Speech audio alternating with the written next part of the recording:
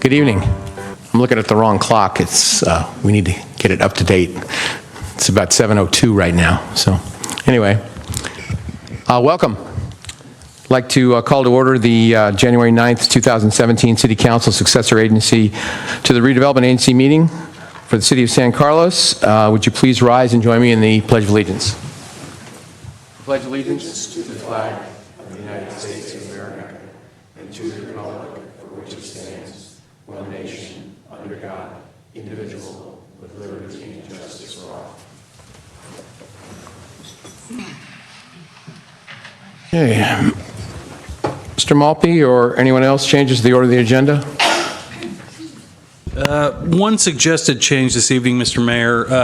Councilmember Ron Collins is out ill and unfortunately had to miss tonight's meeting. My suggestion is the council consider continuing item 10A on the agenda tonight, the election realignment issue, to our next city council meeting in hopes that we'd have a full docket of council members. Mr. Rubens, do we need a motion for that, or can we just? Yeah, I would make a motion to continue it to the next meeting. Would someone like to make that motion? I'll move. I'll second. Moved and seconded to continue item 10A to the next meeting on January 23rd. Roll call, please. Councilmember Grocott? Yes. Councilmember Johnson? Yes. Councilmember Obert? Yes. And Mayor Grisilli? Yes. All right.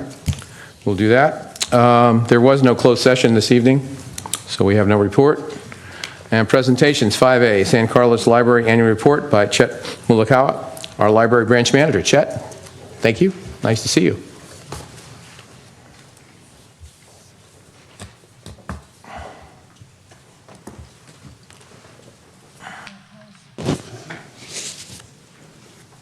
And I already butchered your name. I apologize.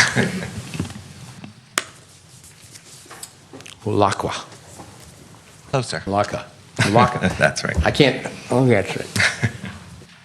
Good evening, everyone. Mayor Grisilli and members of San Carlos City Council. I'm Chet Mulakawa, your San Carlos Library Manager, and tonight is the 20th time I've had the privilege to present the annual report for the San Mateo County Libraries.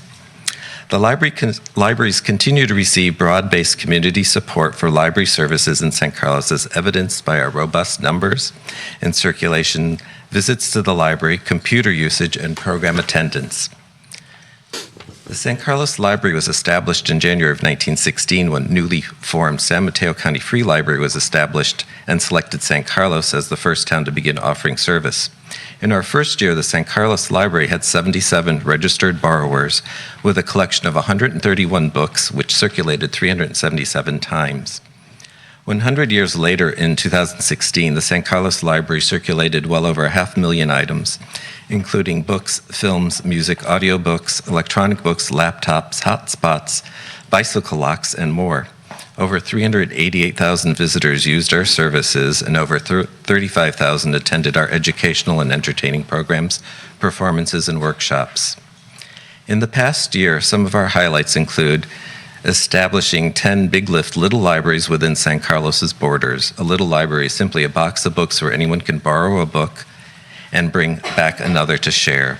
The Big Lift is an effort of the Peninsula Partnership Leadership Council in San Mateo County, focused on increasing county-wide reading proficiency of third grade students from 58% to 80% by 2020. We've significantly increased the number of educational summer learning programs for children and teens, such as conducting camps where kids can learn to code, how to use Arduino kits, learn to cook, or how to create art. Most programs focus on STEAM, science, technology, engineering, art, and math subjects with hands-on experience. Our summer learning program ended with awarding our second $1,000 college scholarship to a San Carlos student, and we surpassed our targeted participation goal by 30%, with 4,481 youth completing the program.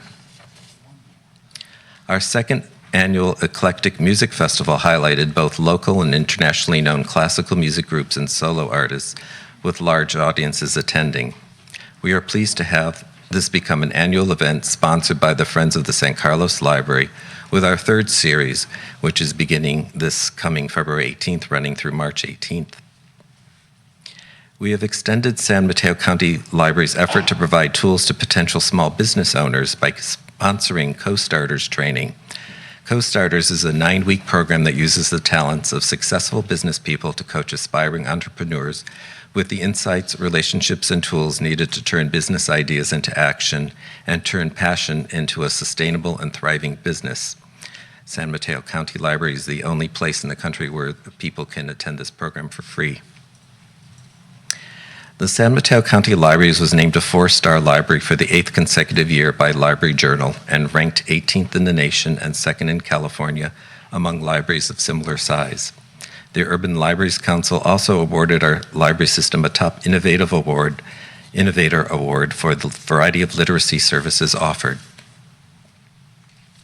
The San Carlos Library is indebted to our many volunteers who have contributed over 7,000 hours of their time, and to the Friends of the San Carlos Library providing additional financial support in excess of $33,000 a year for many of our programming and outreach efforts. We also thank Council and City staff for your continued support, especially Council Member Cameron Johnson and City Clerk Crystal Mui, who represent San Carlos on our Joint Powers Authority governing boards. We also want to thank library staff for their tremendous effort and creativity, the San Carlos community who continue to value and use their library. At the beginning of my presentation tonight, I mentioned that this is my 20th annual report. After a 37-year career as librarian, 27 of those working for San Mateo County and 20 as your community librarian, I will retire on March 31st. And tonight I am pleased to announce that Ali Garcia is your new San Carlos Library Manager. You can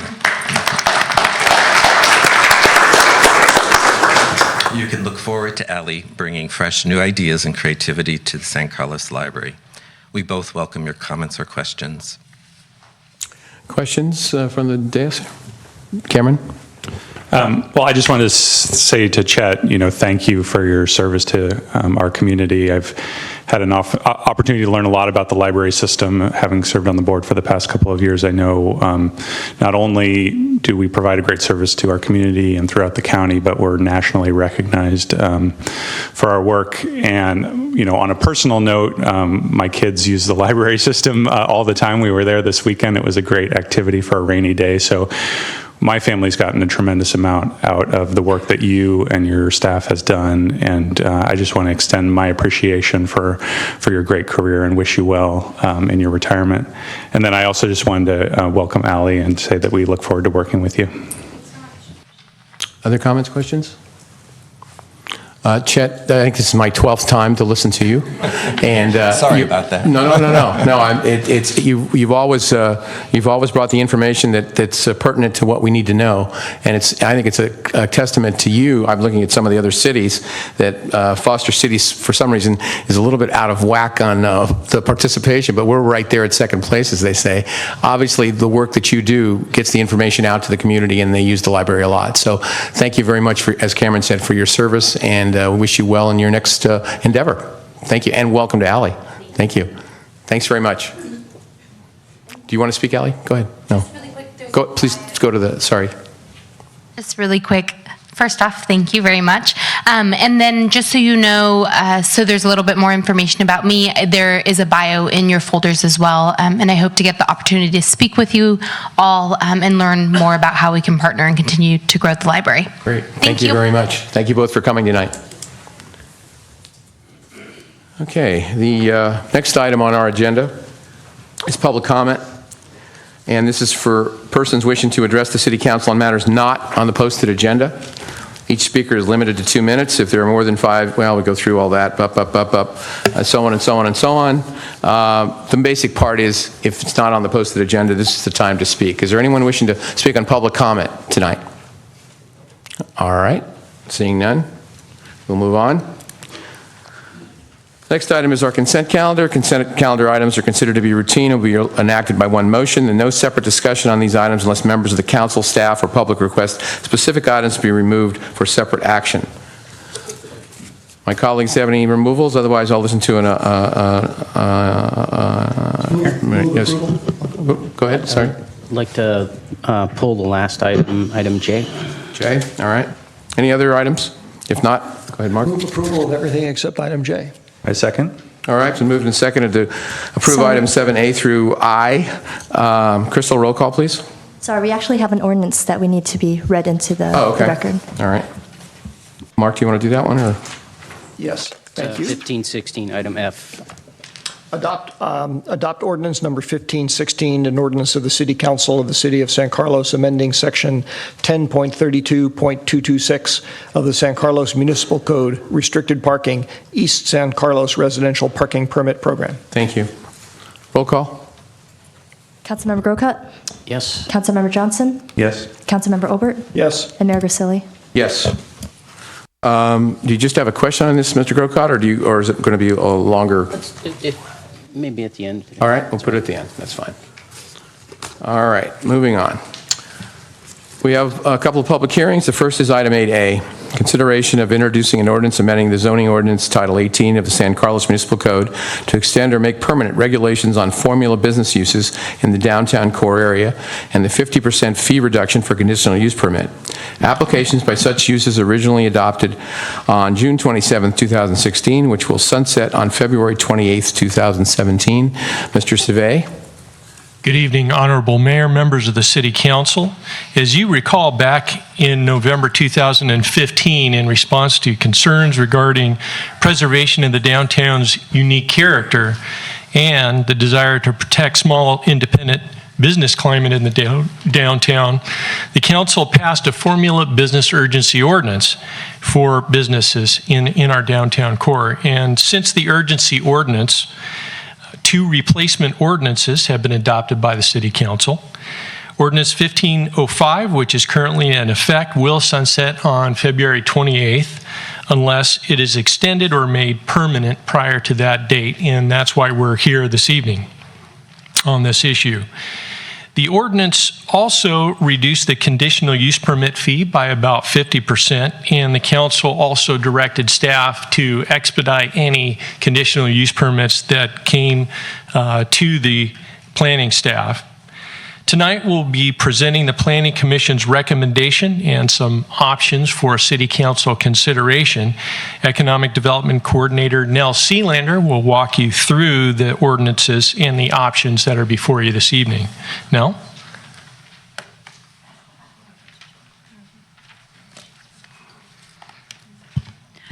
Good evening, Mayor, members of the City Council. Nell Sealander, Economic Development Coordinator. So as Al mentioned, there have been various modifications to the regulations on formula business uses over the past year or so, and currently the ordinance that is in effect applies to any formula business use wishing to locate, relocate, expand by 10% or more in the downtown core area, and that's what you see here in yellow. And the regulations now only apply to the ground floor of these properties. The definition currently in effect defines a formula business use as one that has 10 or more locations in the 9-county Bay Area. That's Alameda, Contra Costa, Marin, Napa, San Francisco, San Mateo, Santa Clara, Solano, and Sonoma counties. And this is a definition that ABAG uses, the Association of Bay Area Governments, and various other regional organizations. So any business meeting this definition in the area of applicability on the previous slide will have to first obtain a conditional use permit before opening. As Al mentioned, the current regulations will remain in effect until Tuesday, February 28th of this year. And if you'd like any extension of the regulations or modifications of the regulations to take effect prior to the sunsetting date, they would need to be introduced tonight and then adopted at the January 23rd City Council meeting. Finally, I'd like to share these findings here with you, and these must be made in addition to all of the other conditional use permit findings normally made by the Planning Commission prior to granting a conditional use permit. And these findings include that the design of the proposed use or the formula business use complement the unique small town character and architecture in the downtown, as well as enhance the economic health. And so at that point, the Planning Commission commission could consider economic factors such as the vacancy rate, or if there are vacancies in the downtown, and also if needs are unmet, if there's no bagel shop or if there's no coffee shop. Obviously, we have those now, but if there were none of those, would a formula use be appropriate? And then also, will the use contribute to a mixture of independent businesses as well as formula businesses in the downtown? So you have that mixture of businesses.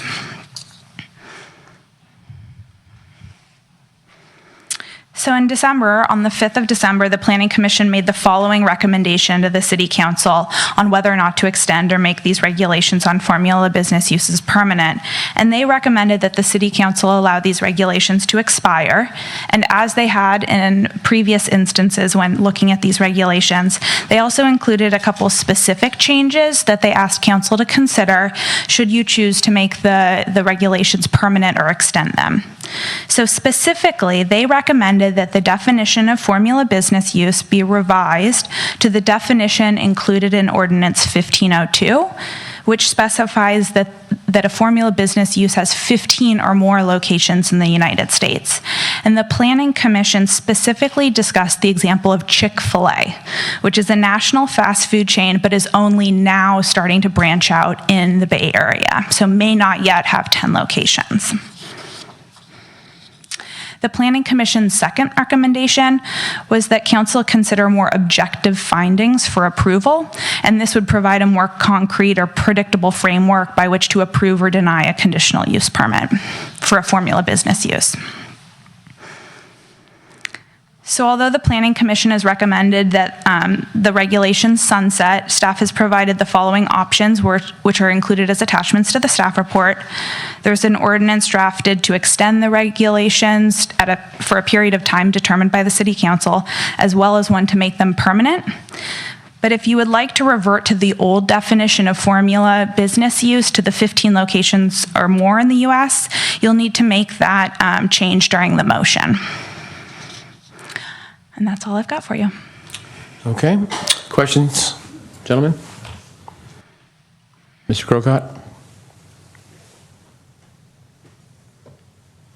So the first question I have is if staff sees anything in either 1505 or 1502 that does anything to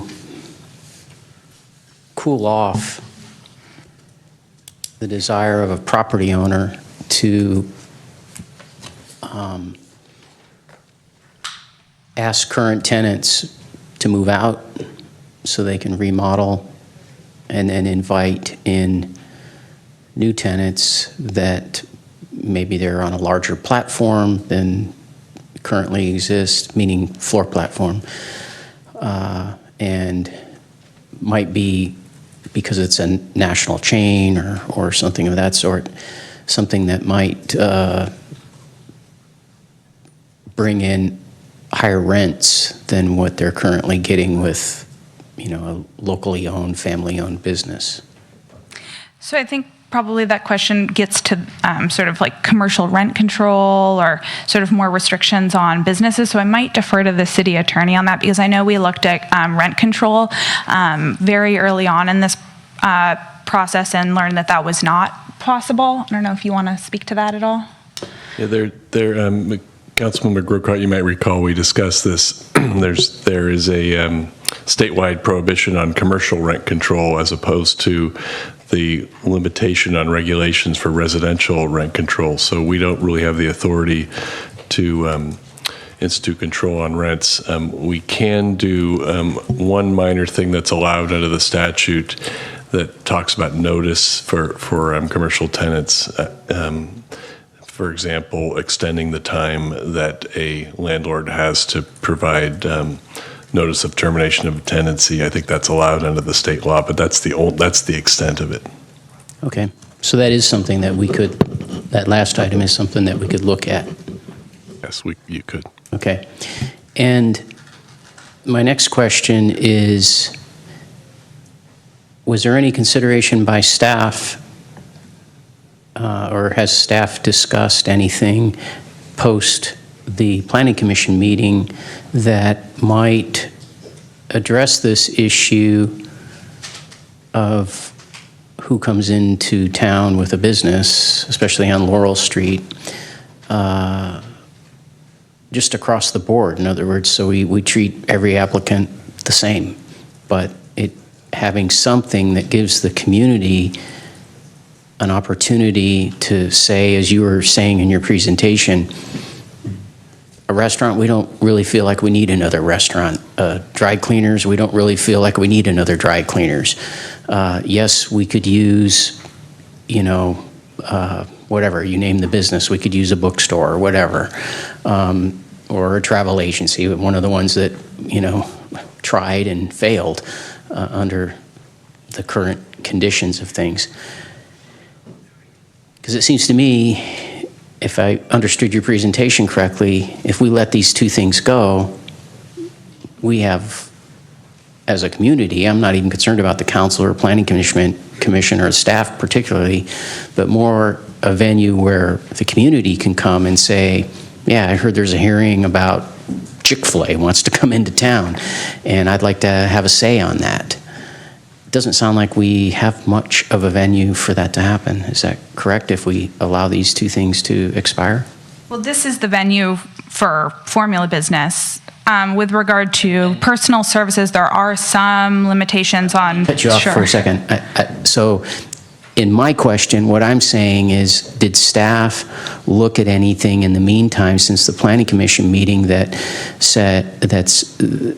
have any discussions about, well, maybe we're approaching this the wrong way because we're picking out formula businesses in discriminating, and I use that word in the true meaning of it. We're discriminating against formula businesses, meaning we're putting them through an extra process, as opposed to, let's just treat everybody the same. And maybe we have a different fee structure for something that's in a smaller platform and doesn't have to remodel as much, but if it's a larger business, maybe there's a higher fee. But everybody has to go through some kind of process that offers a public hearing to the community so people can come forward and say, yeah, we like the idea of a Chick-fil-A, on Laurel Street, or no, we don't, or whatever. Mr. Mayor, I'll offer something on that. Our current zoning ordinance does that in various ways. Our most zoning for downtown says that some uses are considered to be appropriate and permitted without any public review. It's just a staff level review or a business license review.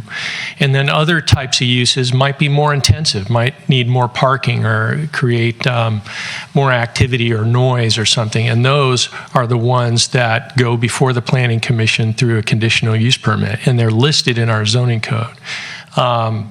Personal services, other kinds of businesses. So we do have that in our zoning code. It's always been there. Sometimes we do bring conditional use permits before the Planning Commission for specific businesses that are listed. But after the Planning Commission, we didn't go back and look at all the listed things in the downtown and see if there were any modifications to what's there. We didn't do that as part of this exercise. So based on your answer, then my next question is, if we wished to do that, is there a way that we could do that so that we treat everybody equally? Instead of saying, you're this, and so we're going to discriminate against you, or we're going to discriminate on your application, and you over here, you're fine. So just come in, easy peasy, you're in. Can't we? Isn't there a way we can make it more so everybody's standing on the same plane regardless of what kind of business, except for you could still apply intensity and some other things when you're looking at those, but everybody has to go through something that offers, again, in your answer, and I appreciate your answer, but in your answer what you're saying is some things just go to staff and they happen and nobody knows the difference. But just to treat everybody equally and give the community always a venue to say, yeah, that's something we'd really like here, or no, we don't really see that as a business that we need in our downtown. we could do something if we so chose, not tonight based on what's in front of us, but there is something that we could do if we so chose to make it so that everybody's pretty much on equal footing. Yes, you could. Okay, thank you. Okay. Other questions? Seeing none, this is a public hearing. Is there anyone wishing to speak on this item? Okay. Mr. Mayor, I move to close the public hearing. Okay, is there a second? Second. All right, roll call, please. Councilmember Grocott? Yes. Councilmember Johnson? Yes. Councilmember Obert? Yes. Mayor Grisilli? Yes. Mr. Mayor, Yes, sir. I'd like to move to introduce ordinance number 1517. An ordinance of the City Council of the City of San Carlos amending the zoning ordinance, Title 18 of the San Carlos Municipal Code to permanently extend regulations on formula business uses in the downtown core area and the 50% fee reduction for conditional use permit applications for such uses set to expire on February 28th, 2017. Is there a second?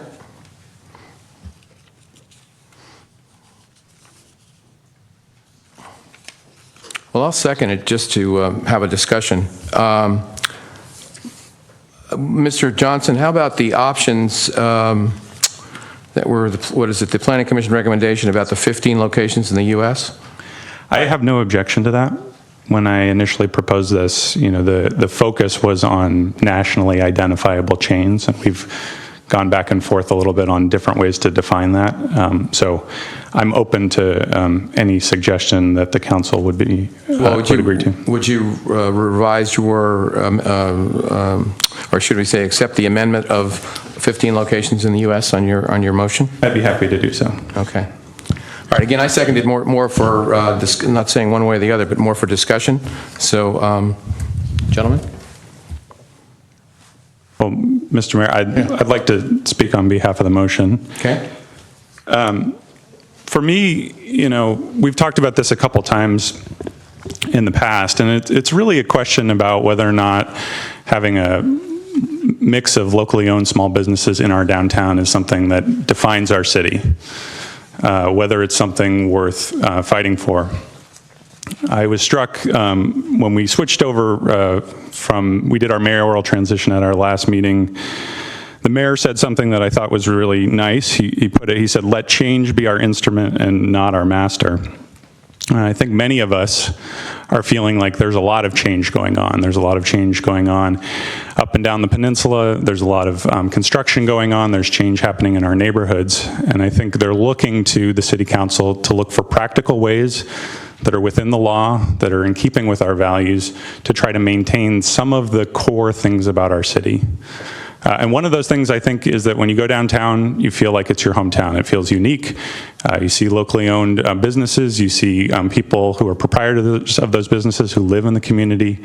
And you feel a connection to where you live. And I think many of us have been to other communities where that isn't the case, where you feel like there's a lot of chain stores, where it's monotonous, where it's the same. And I think people understand that if we were to change to something that felt more like that, it would be difficult to ever change it back, and we would feel an emotional loss for our town. And so the question is there a legal way for us to have an impact on that? And the answer is yes. This is a very light regulation.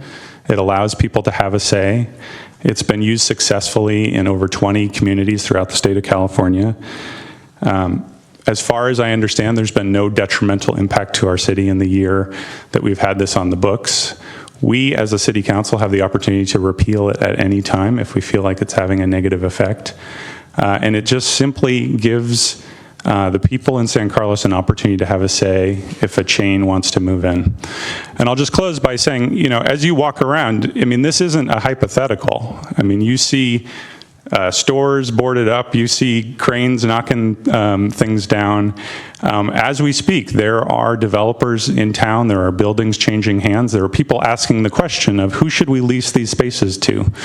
And if we say you can lease it to the highest bidder, I think the reality is that you're going to see a big difference in what our downtown looks like in the coming years. So that's why I have supported this. I strongly believe in it, and I hope that my colleagues will support me tonight. All right, thank you. Mr. Olbert, comments, questions? Yes, thank you, Mr. Mayor. The anti-chain store ordinance is, at its heart, an exercise in feel-good politics, which won't do a thing to preserve our downtown. It hasn't kept, as my colleagues have mentioned, a number of local shops from having to relocate already, even when it's been in effect. They ended up having to move, not because of the imminent arrival of a chain store, but because a building's new owner paid a premium for the property and had to recoup increased cost. And by the way, that's going to keep happening because we live in a very wonderful place that everybody wants to come to. Meanwhile, more and more of our downtown is owned by fewer and fewer people. If you talk to our colleagues in other cities with consolidated downtown ownership, you'll find that has far more of an impact on what businesses operate in their cities than whether or not a business is part of a chain. The Planning Commission has recommended to us multiple times to let this ordinance die. They will be on the firing line of deciding who gets to set up shop, and they quite correctly worry about the arguments and passions that will be unleashed once people realize many businesses can be opposed just because. Residents and business owners both complain not about chain stores, but about our lack of parking, which is due to our downtown being vibrant and thriving and attractive to both residents and visitors alike. Interestingly, it somehow managed to get to that stature without the benefit of this ordinance, which was supposedly so critical that we had to adopt it on an urgency basis. Our downtown contains a number of very popular chain stores, operating alongside locally owned businesses, which are also very popular, proving, so far as I can see, that government regulation of who gets to operate in our downtown based on whether they're part of a chain has nothing at all to do with creating a great downtown. If we really wanted to protect our downtown, we'd enact look and feel regulations, store size regulations, limit the density, as Matt was talking about, limit the density of certain types of businesses, and think about ways to encourage diversity of property ownership. And if we really wanted to help local businesses, a separate goal which this feel-good ordinance tries to address with a wink and a nod, we'd look for ways to expand our downtown. That's what other cities on the peninsula are doing for the same reasons. But instead, we're fretting about who owns the downtown shops. So I'll be voting against this empty feel-good ordinance, which will come back to haunt us once people realize it doesn't do anything that they thought it would. To really do right by our community, we should take the time to develop effective regulations to foster diversity and maintain an attractive downtown. Thank you, Mr. Mayor. All right, Mr. Tolbert, thank you. Mr. Grocott. So, number one, my concern initially with this, when this came to us, was because of watching the downtown get bought up by developers who, as Mark said, and I understand this, I mean, I can't blame them, you know, they want to buy a property, and once they've done that, they've paid a hefty price for it, so they want to get more for their rents. And who tends to pay more for rents are national chains and, you know, the Starbucks of the world and so forth, who can afford to maybe pay a lot in one place because they're not paying as much in another place, and they're a national business or statewide or whatever they are. Cameron, I agree 100% with your sentiments.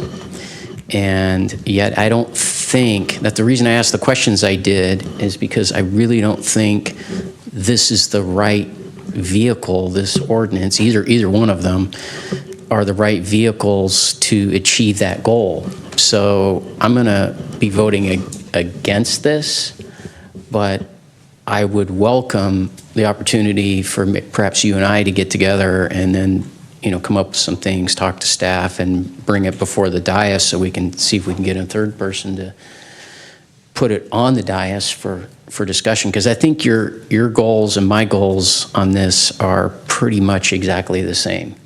I just think these ordinances, these vehicles are the wrong approach. And as you might have picked up by my questioning, I think maybe a more proper approach, a more American approach is to put everybody on the same plane, understanding that fees might be a little bit different, process might be a little bit different based on what the size of the operation is, how different is it from maybe what was there before, and those kinds of things.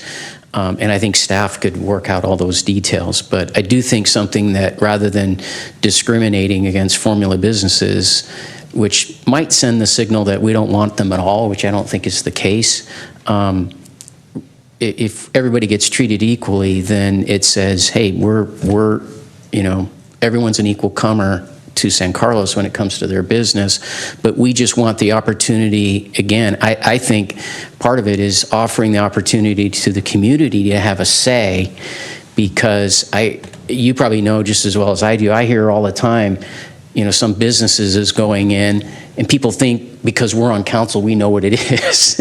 It's like, well, there's really no, staff approved it. I have no idea what's going on. And how unfortunate is that? Not that we as council members don't know, but if we don't know, it means that the community was not given any opportunity to have a say. Mr. Mayor, if I might respond. Go ahead. So I'm gonna try and persuade you, see if I can get your vote here.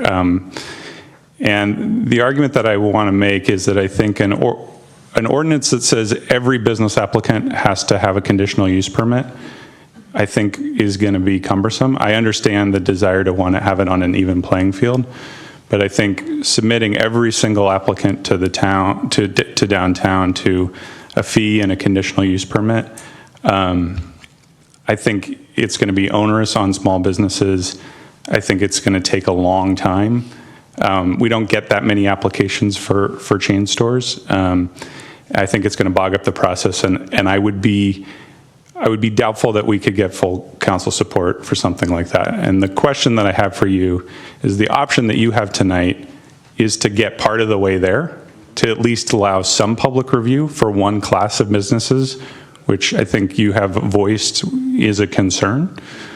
And if you let it expire, I think the desire to want to bring it up and redo it, I worry about that. And I think the net impact, if you let it expire, is to just not have any say whatsoever in any classification of businesses. So that would be my pitch to you.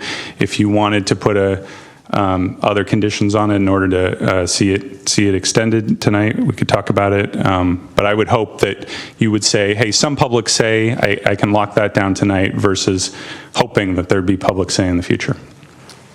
May I have a question to the staff? Sure. Mr. Olbert, I think hit his button first, and then we'll go back to you.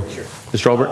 Yes, because I'd actually like to respond to something that Cameron said. Matt, I guess you're the man of the hour here. The thing I would say to you is that if you remember what I've said every time this ordinance has come up, and I said so tonight as well, I actually agree with you.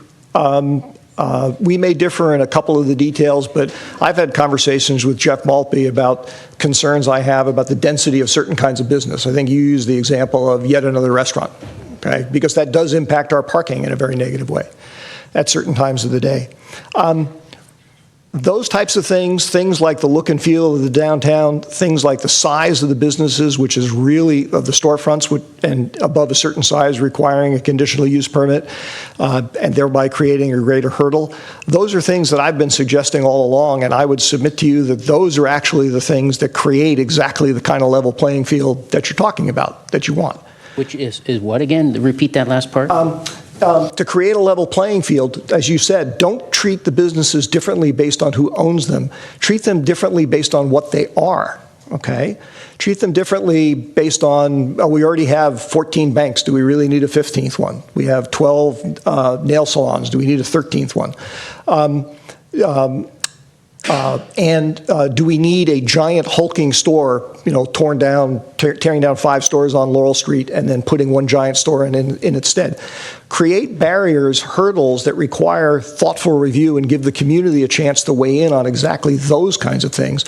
Those things have also been done in many other communities. Store size regulations. We ourselves have regulations governing certain classes of businesses, how many of them there can be in a certain part of the town. So I'd say let's strengthen those things. They've actually worked pretty well for us over the years. I'm sure there are things that we could do better, but don't add something that actually creates an unlevel playing field and misses the mark. Okay, Mr. Grocott? So the question I have for probably Al or somebody on staff is, Cameron mentioned if we did something where all businesses had to come through some kind of public venue for approval, is that necessarily a conditional use permit that we're looking at, or is it just requiring, is there a way that we could just simply require that a business coming into town is required to go through some kind of public venue for their approval? It doesn't have to be a conditional use permit. It could be we have a lower level called a minor use permit that goes before the city manager or the zoning. He is the zoning administrator. So there's different levels that you could create. There may even be other levels that would be unconventional to do something different than minor use permit or CUP. It would be different than most other cities in the state, but it could be evaluated. Making everybody go through minor CUP process even is timely, and it would be costly, but you could evaluate the cost of that and time. Okay. Thank you. Okay. Mr. Rubens, I have a question. I just got a speaker card to speak on this item, even though we'd closed the public hearing. Can I open it again? It would require, there was a motion to close, so you'd require an equal motion to reopen the public hearing if the council wanted to consider it, but you're not under no obligation to do so. Does the council want to hear this gentleman or not? I'll move to reopen. I'll second. Okay, all those in favor? Aye. Opposed? Aye. Peter? We had already closed the public, but come on up. Is that for the last split? No.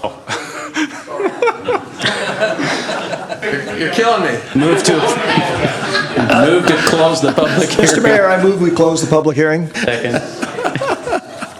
Good old Robert. Oh, wait a minute, that's my rules, huh? Thank you, Mr. Rubens. All those in favor of reclosing the public hearing, say aye. Aye. Okay, thank you. All right. I have a question for Mr. Savay. I'm sorry, Al. Drag me. Have we, in this last 4, 5, 6 months, have we had a line out the door? Have we had anybody coming in and saying, we really would like to be here, but we can't because of your ordinance? We don't want to spend the money because, we just don't want to do this? We did have one formula business who decided not to come to town because of the formula business ordinance. Okay. One. How many businesses would you say? I can think of 3 or 4, at least 2 right off the top, that have changed hands on Laurel Street in the last few months. Bistro Burger came in for San Remo, and then the wine, there was a little wine bar that now is a Vietnamese Thai restaurant. I'm trying to think of a couple. I know, unfortunately, Vanilla Moon is going to close or has closed. Are there any that come to mind otherwise? Bunga changed over. Right, they changed over. Right. Yeah. I guess what I'm getting at is that since there was only one, and I honestly can't remember. I think I voted with Cameron the first time around on this because I thought we should have to see what was going to happen. But it's difficult for me to see. I guess I go back to the Bianchini's. When that property was that supermarket closed before Bianchini's, and the council was fortunate enough to, in its wisdom, I think, go in and do an emergency ordinance, which you remember, and I can't remember if you were on the council, Mark, then, to require the same type of thing, anything over 2,500 square feet. And there was another business, which will remain nameless, that the owner of the property wanted to put in there, and we said that wasn't going to work. And now we have, in my mind, a very nice place to be in Bianchini's. We have a supermarket in town, which we wouldn't have. And so I look at that, and I think there's always ways that we can sort of work our magic sometimes. Now, maybe I'm being naive, and maybe people will come marching in here tomorrow and make a fool out of me, which is possible. But at this point in time, I don't think I can support this motion. I think this Planning Commission, I think, was spot on with their 4-to-1 vote, and I think, in my opinion, we'll just let this. I'm not saying that I'm not disagreeing with some of the items that Mr. Johnson or Mr. Grocott brought up, or even Mr. Olbert, concerning how we could possibly control some of the growth that we're going to have. But I can't support this ordinance tonight. Any other comments? Mr. Grocott, last shot?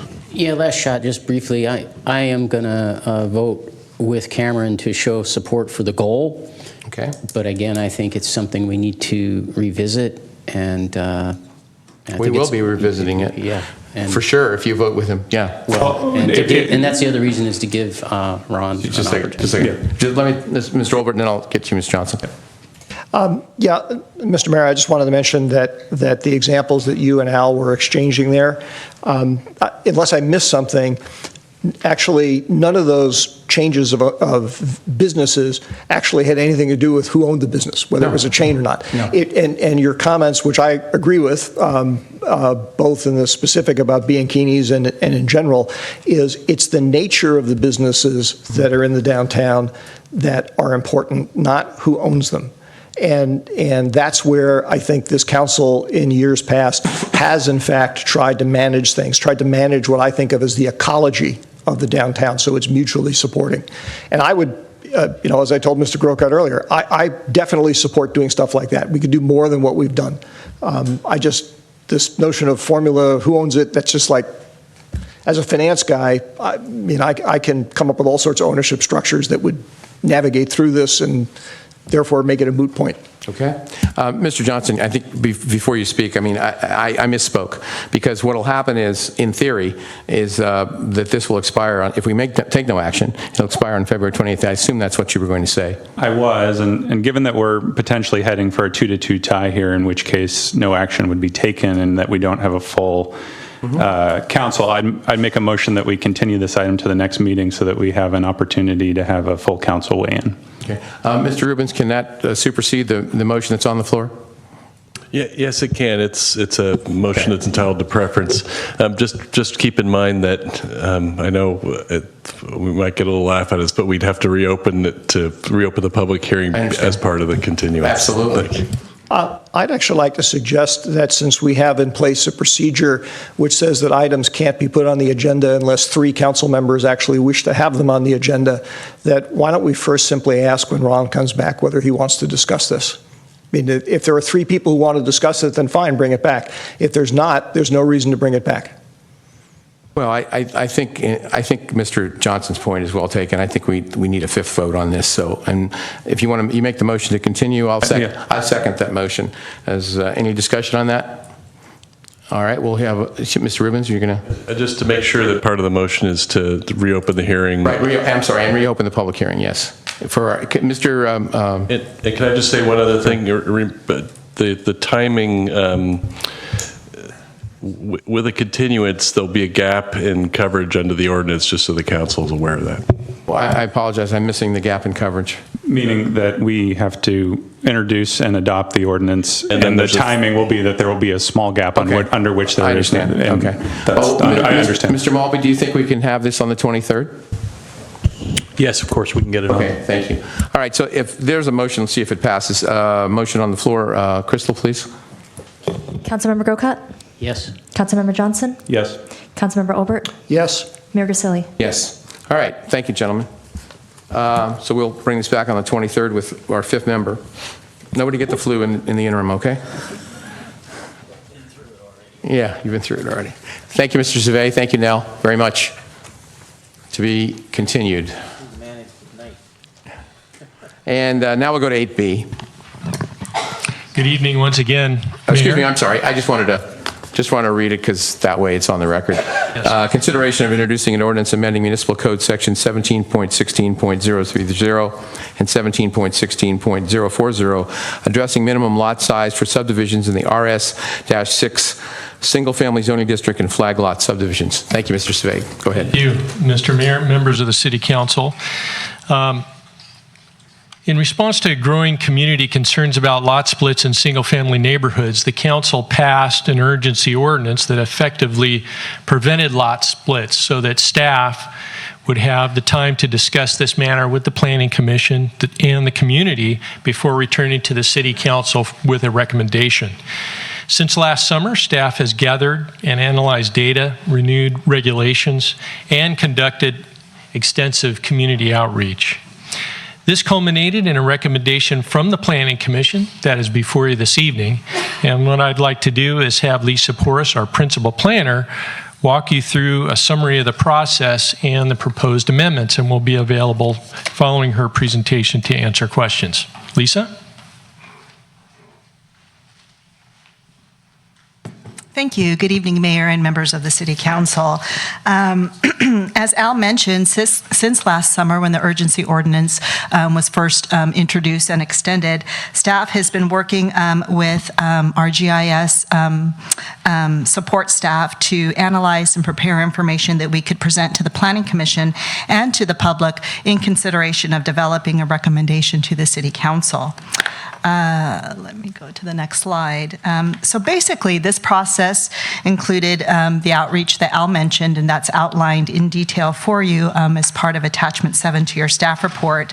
The process also involved a review of previous and existing subdivision regulations concerning parcel size, a presentation of maps and data relative to parcel sizes and subdivision potential in the RS6 zoning district.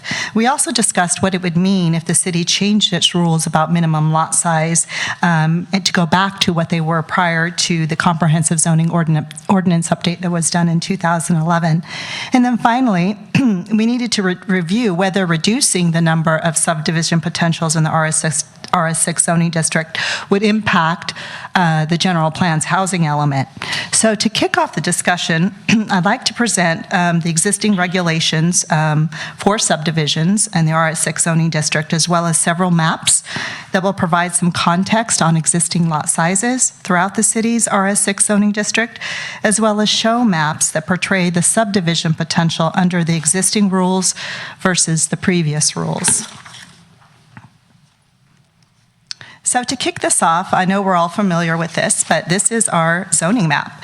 And the single-family residential, or RS6 zoning district, is shown in yellow on the map. And as you can see, it covers a majority of land within the city limits. So just to clarify, the amendments that are before the council this evening would apply only to the RS6 zoning district.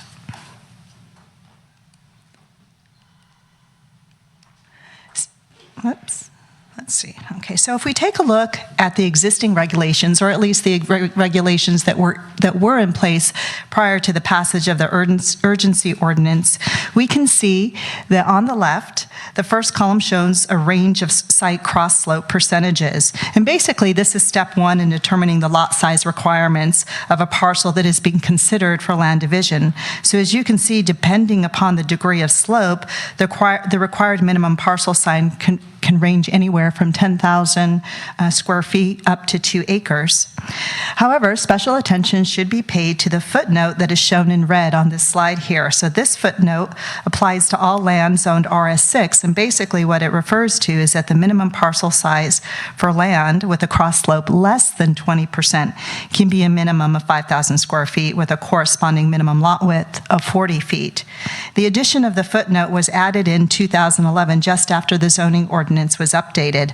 But prior to that update in 2011, there was no footnote. So basically that meant any land division in the RS6 zoning district would need to be a minimum of 10,000 square feet. So based upon the community's desire to limit subdivisions in the RS6 neighborhood, staff first step was to look at RS6 lot size characteristics. And again, we used GIS analysis to produce several different maps, 5 which I'll share with you this evening, and I'll briefly run through those. The first map is all lots that are equal to or less than 5,000 square feet. The next map I'll be sharing with you are lots that are equal to 10,000 square feet or greater.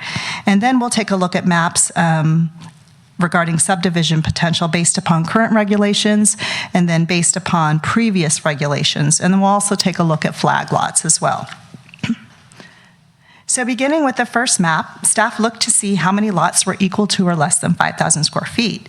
And we found that overall within the RS6 zoning district, there were just over 1,000 lots of this size. And so this map here is basically depicts the geographical distribution of these lots. And we can see most of them are located in the city's east side neighborhood and also within the area south of Britain and going towards Eaton Avenue. And the reason we show these lots is because they represent the minimum lot size for for land division that was in place just prior to the urgency ordinance. And the standard doesn't mean that every single lot needs to be 5,000 square feet. It just means that the minimum required through a land division would be 5,000 square feet. So as we just saw, the subdivision ordinance requires us to look at more than just parcel size, but also its slope, the shape, and its relationship to the street. So this is just to provide the council with some context at the low end of the spectrum. So if we go to the other end of the spectrum and we look at how many lots are equal to or greater than 10,000 square feet, we found that there are just over 1,200 lots of this size, which is a couple hundred more than the number of lots that we saw that were 5,000 square feet or less. So after we had a sense of the range of lot sizes from 5,000 to 10,000, we wanted to see how many lots could potentially be subdivided under the existing regulations if we factored in site cross slope as well as lot width, which we know are required components of any land division. And so this map shows how many parcels could potentially be subdivided under the rules that were in place just before the urgency ordinance was adopted. So we took all lots with a size of 10,000 square feet or greater, and we ran them through the subdivision requirements for site cross slope and lot width, and we found that there was a potential for 259 lots in the RS6 zoning district that could potentially be subdivided. So next, we wanted to see, well, how many lots could potentially be subdivided if the rules were changed back to what they were prior to 2011, with the underlying community sentiment to reduce or stop subdivisions altogether in the RS6 neighborhoods. So this map here is showing the amount of subdivisions that could occur if the regulations revert back to what they were before 2011. And under this scenario, as you can see, a total of 14 parcels could potentially be subdivided as opposed to the 259 that were shown on the previous map. Finally, in response to community concerns about flag lot subdivision, staff also gathered data on existing flag lots throughout the city. And so basically this map is showing the distribution of those existing flag lots, and we identified 41 of those in total. Most are over 10,000 square feet, and as you can see are located in the hillside areas or at the end of cul-de-sacs. The city's current subdivision ordinance does not prohibit flag lots, but there is a finding that says the shape of the lot needs to conform to the general pattern of the neighborhood. And so at present, when a flag lot subdivision is proposed, we evaluate its effects relative to the general pattern of the neighborhood. And the community sentiments is that the city needs to be more clear and set limitations on flag lots configured subdivisions. So based upon the foregoing analysis, we found if the desire is really to limit and restrict the subdivision potential within the RS6 zoning district, well, then one option would be to revert back to the subdivision rules that were in place prior to 2011. As you can see, it reduces the number from 259 to a total of 14. And so we wanted to evaluate whether a reduction in subdivision potential would impact the city's housing element. And the city's housing element responds to a regional housing needs allocation, or RHNA number, of 183 new market rate units to the year 2023. And as we know, single-family detached units are more likely to be those market rate units rather than low-income units. Right now, based upon the fact that we have 455 new units approved or under construction, there would be no impediments to achieving our housing needs if the city's desire was to revert back to the subdivision regulations that were in place prior to 2011. We also wanted to take a look. We were interested in finding out, well, what has the history been within the city of San Carlos relative to minimum lot size in the RS6 zoning district. And based upon old zoning ordinance and subdivision ordinances, we found that in 1959 there was actually a minimum lot size of 5,000 square feet. And in 1971 that was changed and increased to 10,000 square feet. And then as we know, in 2011 it reverted back to 5,000 square feet. And here we are today with a proposal to bring it back to what it was in 1971 to a greater size of 10,000 square feet. So as you can imagine, this is purely a policy decision by the City Council based upon what we heard from the community, the recommendation from the Planning Commission, and based upon staff analysis to ensure that there would be no impact to meeting our housing needs. Staff has no objection with the Planning Commission's recommendation to revert back to the standards that were in place prior to 2011. And so to summarize, the Planning Commission recommendation before you this evening really involves just 3 modifications to the subdivision ordinance. The first is to revert back to a 10,000 square foot minimum lot size and a corresponding lot width of 65 feet. To accomplish that modification, it really involves just a minor strikeout to the RS6 reference in the subdivision design standards table.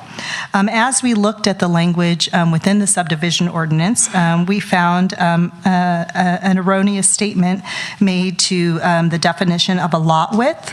And so as part of this process, we're doing a little bit of cleanup at the same time. So we want to remove the reference to lot width as the front property line because our rules for measurement state that the lot width is based upon the midpoint of the lot and not along the front property line.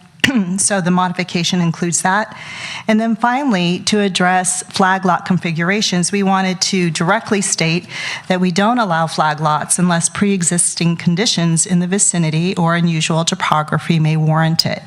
So this could be a situation where there's a high degree of slope and to access the site might require a flag lot subdivision, or if there's already pre-existing conditions of irregularly shaped parcels within the area that warrant a flag lot configuration, then those would be the only cases where we would allow it. These amendments are shown in red line strikeout within Attachment 1, the draft ordinance, and also within Attachment 2, which is the Planning Commission's recommendations, which are carried forward in full as part of what's before you this evening. This concludes my presentation, and I'm available if you have any questions. Thank you, Lisa. Mr. Johnson. Thanks, Lisa. Thanks for the presentation. Just a very brief clarification question. You referenced 455 housing units approved. The vast majority of those are apartment units, correct? That's correct. Of that number, we calculated about 16 of those being single-family detached homes, but the majority are condos and apartments. Thank you. Any other questions of staff? All right, one quick question for me. The flag lot, assuming we accepted the recommendation or the item that you had, could you just punch that up, the previous one? So with this number 3, basically, again, reverts back to what we had in before 2011? Actually, number 3 would be entirely new to address flag lots, but the other, number 1, is basically reverting back. And so is 2. All right, thank you. All right, we have a number of speakers tonight. So I would like that folks would try to keep it around 2 minutes, but I want to make sure we hear everybody. So I'm just going to call these out in the order that they were handed to me. It may not be in the order that they've got there, but they're in the order handed to me. So first speaker is James Sherba.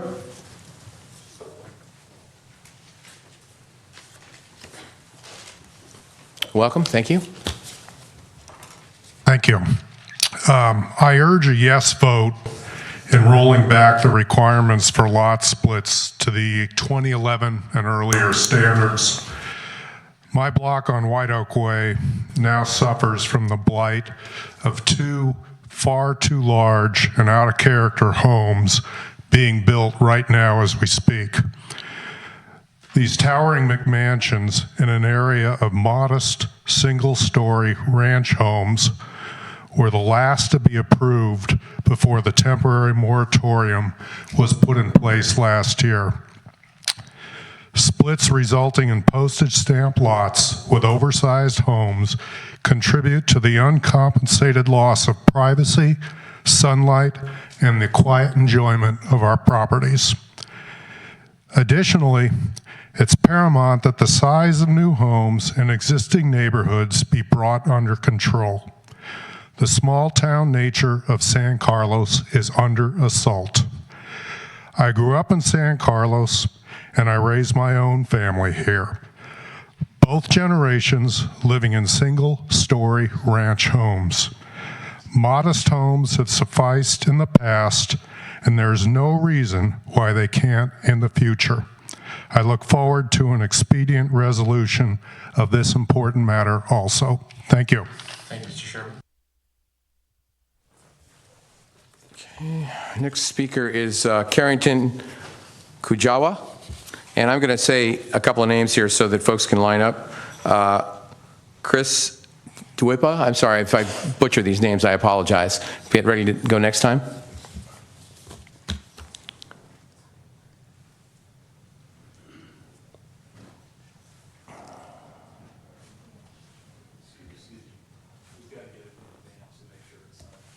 Anything? Oh, yeah, sure. Okay, well, I can just tell you then this on this. So I've been here for several different meetings in regards to the lot splits. I have lived in San Carlos, and I'm raising 3 boys in a home that is on a lot that is a double lot. If you look at it in conjunction to the length and the size of the lot, it's over 10,000 square feet.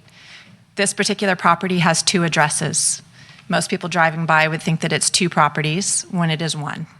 It is unique, and when we bought the property, we felt that it was important to know that down the road we would have the option to be able to split it if we ever needed to, not that we intend to.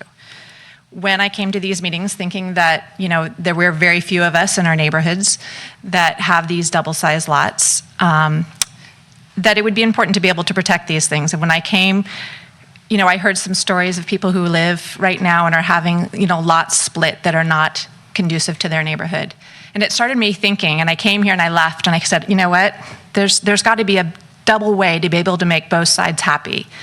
To be able to split if you'd like to, if you're within a certain, standard to that neighborhood, or if you're in a neighborhood that has these exceptionally large lots that are all, let's say, all 100 feet across, that you would be protected from having lot splits because it's not cohesive to the rest of the street. So I want to say that this new ordinance that we have doesn't, or the one that we have that we're trying to roll back, isn't necessarily looked at in the correct way. It needs to be looked on by block, because when this city was constructed, it wasn't all constructed in the same year, like some cities are, where everything can be 50 by 100. In my particular block, the majority, 12 out of the 36, are 40-foot fronts. My lot is 95. If I was not allowed to, under this new ordinance at 65, to be able to split, I am allowed to be larger. What is happening now to me, if we think forward, is that the house next to me also has a large frontage. We're one of the only 2 on the street. They are building a McMansion. Totally fine. They bought this huge lot for a lot of money, and they want to build. But when you look at the houses all around there with 40-foot fronts, and then all of a sudden you see a 90-foot front, it doesn't work within the neighborhood. So I think that we need to look beyond just a lot split as something as a negative, but we need to look at it as an option for people. And it's not always necessarily that people are going to build a 2-story house. But if we aren't giving the opportunity to split these to whatever the medium or the mode is of that block, then we're really kind of not looking at the nature of our neighborhoods in the way that they were constructed originally. So I think that it would be important because I think it would be a win-win for those that have 100-foot lot fronts, that if the median of their street or their block is, let's use Carmelita as an example. I'm sorry, could you wrap it up? You're way over 2 minutes. Just really quick. Let's just say that particular block, that the mode of those were 12 at 100 feet fronts. Then that would mean that if someone partitioned and said, I want a lot split down to a 50 front, that they couldn't do that because that particular block median or mode would have been all 100-foot fronts, so that would not have worked. But on my block, where the median of 12 homes out of the 36 are 40-foot fronts, that's something in a situation where you can lot split to fit that area. So anyway, I hope that makes sense. Okay, thank you for your comments. Sorry.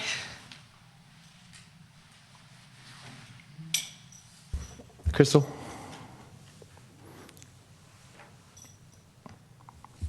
What do I don't have the right finger? I don't know. Forget it. I'll just do it on my own. Chris Quinn, since I obviously can't read that, I apologize, Mr. Quinn. And followed by Brent Cowan. Keep it real brief. I live on Carmelita. We have 100-foot lots. Interesting idea that she brought up, but that's not on the table tonight. Basically, I don't see any reason why you would not vote to roll back to 2011. I've heard from some of the members here that they're concerned about an economic taking, that you would limit what an owner could do if you don't allow a split. And that's assuming that the developer is always going to be the high person going to come up with the most money. My contention is I don't believe that's true. Developer's got a very set line. When you cross that line, deal's over. Person can come in, some tech guy has a lot of money, falls in love with the house, love the oak trees, love this neighborhood, throws more money at it than they should have. And just the whole idea that the developer is always going to be the one that pays the top dollar, I don't believe it's true. And with that in mind, I don't see any other reason why you would not roll back to 2011. Overwhelmingly, everybody has spoken. We don't want this. Planning Commission, 5-0, don't do it. Staff, don't do it. So that's my thought. I don't know why you would do this. Other than the economic taking, I don't think there's an economic taping. And please do the right thing and roll this back to 2011. These are our neighborhoods. I have 3 kids. I told my kids what was going on, and their jaws, they're like, what? You're going to split these lots? Why would you do this? How more crowded do we want to be? And who's going to benefit from this? So, thank you. Thank you, Mr. Quinn. Appreciate it.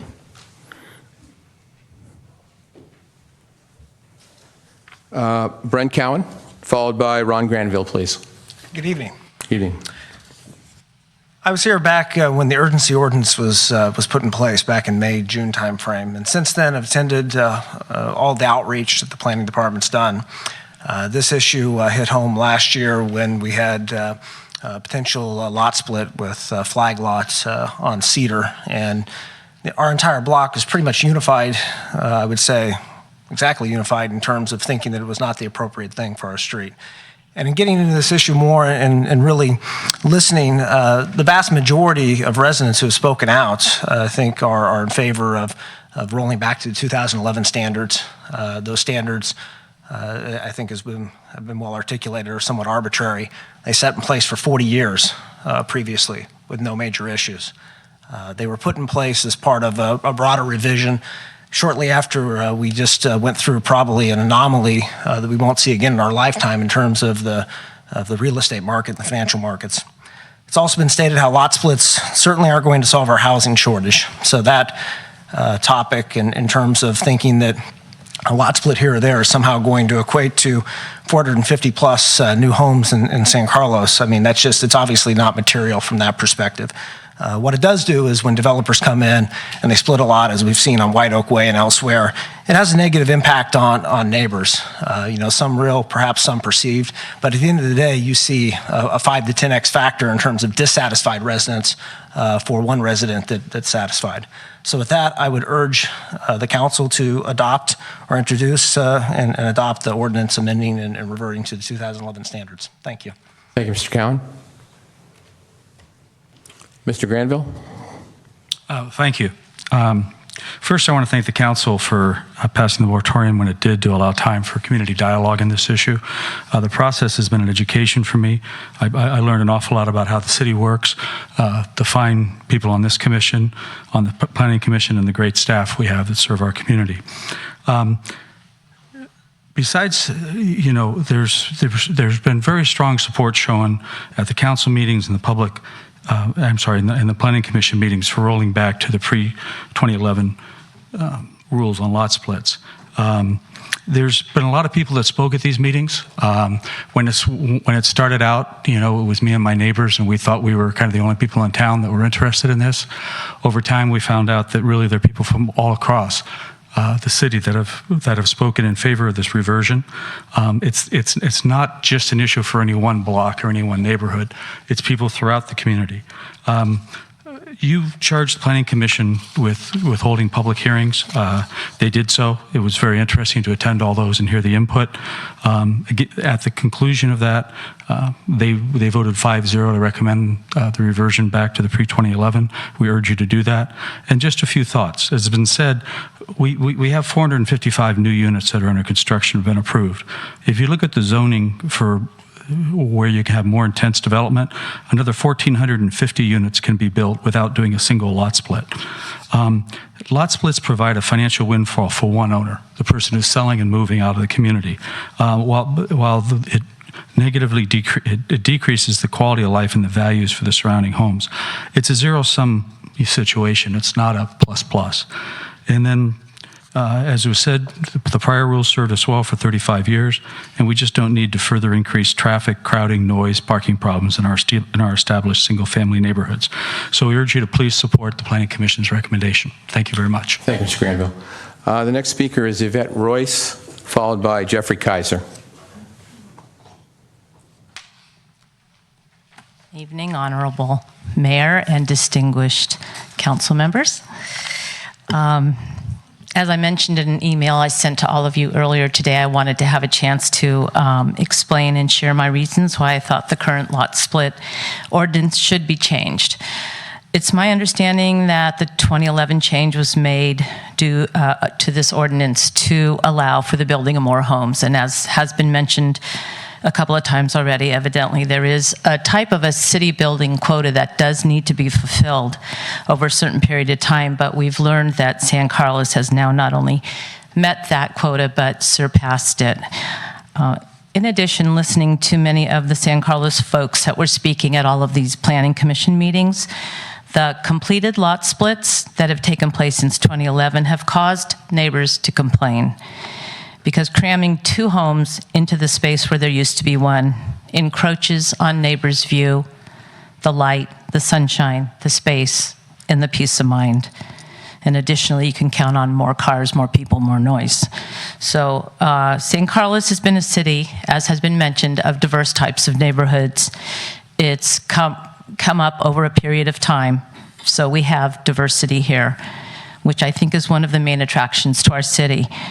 But that diversity is beginning to disappear with the increase of building and cutting away at some of these unique styles of neighborhoods.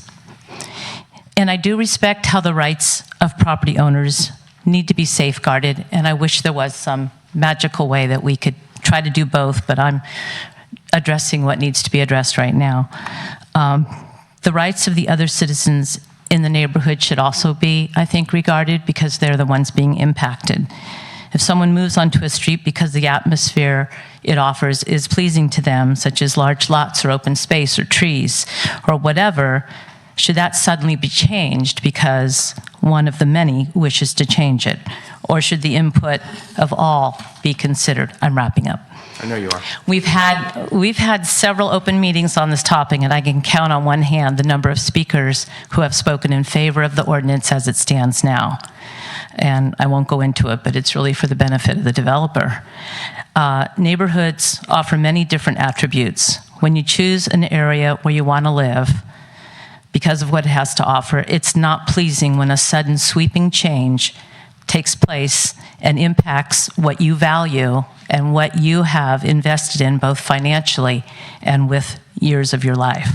Therefore, I encourage you to vote to rescind this ordinance to the pre-2011 standards. Thanks for listening. Thank you. Next speaker is Jeffrey Kaiser, followed by Tom Dearden.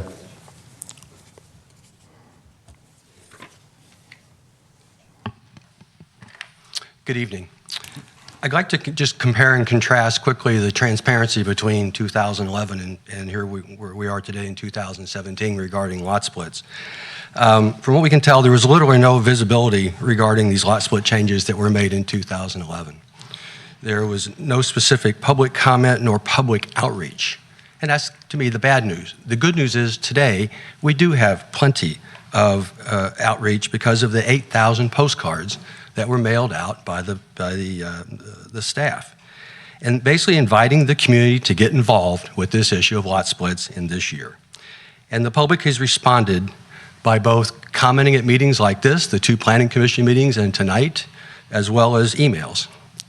Now, the staff compiled that information, and in the report that's accompanying the agenda tonight, it says in that report that these comments constitute, quote unquote, overwhelming support from the community to restore the pre-2011 lot split standards. Now, I think this support's coming from really 2 people or 2 groups. One is the large lot owners. We resent the spec contractors coming into our neighborhoods and destroying and devaluing them. And to other neighbors in San Carlos who are interested in preserving the neighborhood uniqueness and diversity here in San Carlos that we've come to enjoy over all the years. The lots we're talking about represent only 4%, but I think there's a certain element here to preserve the nature of these and to preserve the diversity here in San Carlos. So the result of all the work that's been done was a 5-0 vote from the Planning Commission to restore, and I believe that that's a clear statement, along with the overwhelming support from the community, that we should, in fact, restore the pre-2001 lot split regulations. Thank you very much. Thank you. Tom Dearden, followed by Bonnie McClure.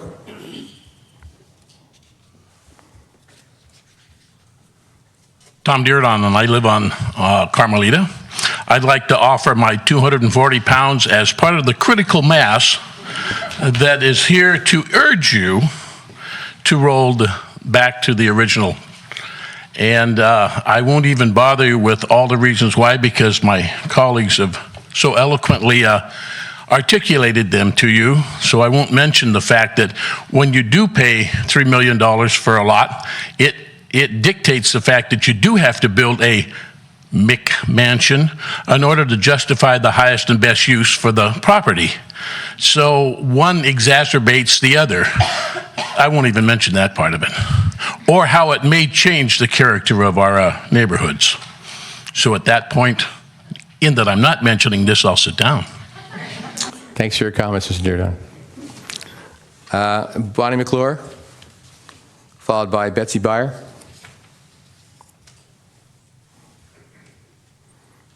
I like your hat, Bonnie. That's cute. Well, I didn't want to have to comb my hair. So. I'll have to use that next time. You knew it anyway, so. Go ahead. Okay. I'm representing the San Carlos Belmont group of the Sierra Club.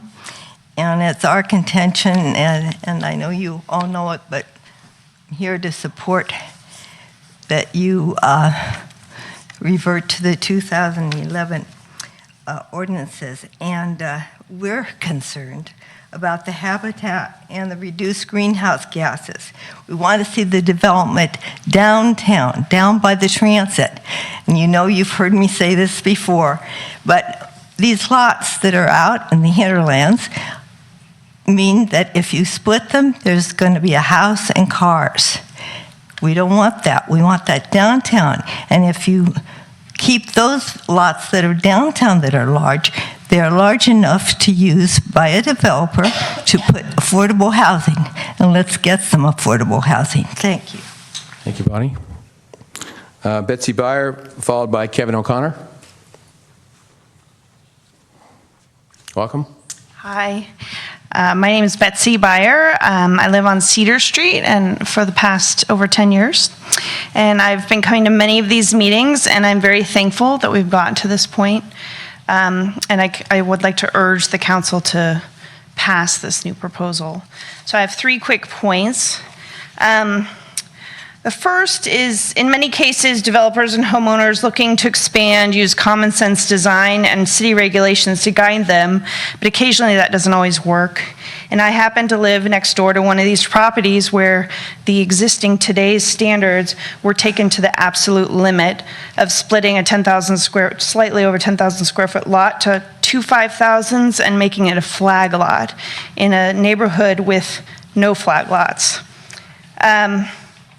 Basically, that brought this whole to a head to us. This was just, couldn't believe that this was being proposed from just a design perspective, but really nothing in the current standards was clearly stated that prevented that. So that ambiguity has hopefully been addressed with what this new proposal is. Second, I wanted to say that it's been brought up in the past about how the owners of lots 10,000 square feet and above would feel about this change. And I am one of those people, and I'm happy to say that I fully support this change, obviously. I cherish our outdoor living in California and have never thought of splitting. But even if my husband and I did think of splitting, I think in the 11 years, we would never think that it would have been to where we started 11 years ago. We would clearly have to look at the law that day that we decided to split. And if the law is different, it's different. So I guess there was talk in past meetings about, oh, it can't change it because people are counting on the law to be the same way, but things do change. And then the last point I wanted to bring up was based on the City Planning Commission meeting that passed this to bring it to you guys. There was big concern about the notion of reverting to the old standards, and were we going back in the past and how that can affect. We should be looking forward. And I want to say that even if we're looking at the numbers that were in 2011, before 2011, what's happened is all around us, people have said in 2015 and 16, we need to stop this, or the bulk of the people have said this.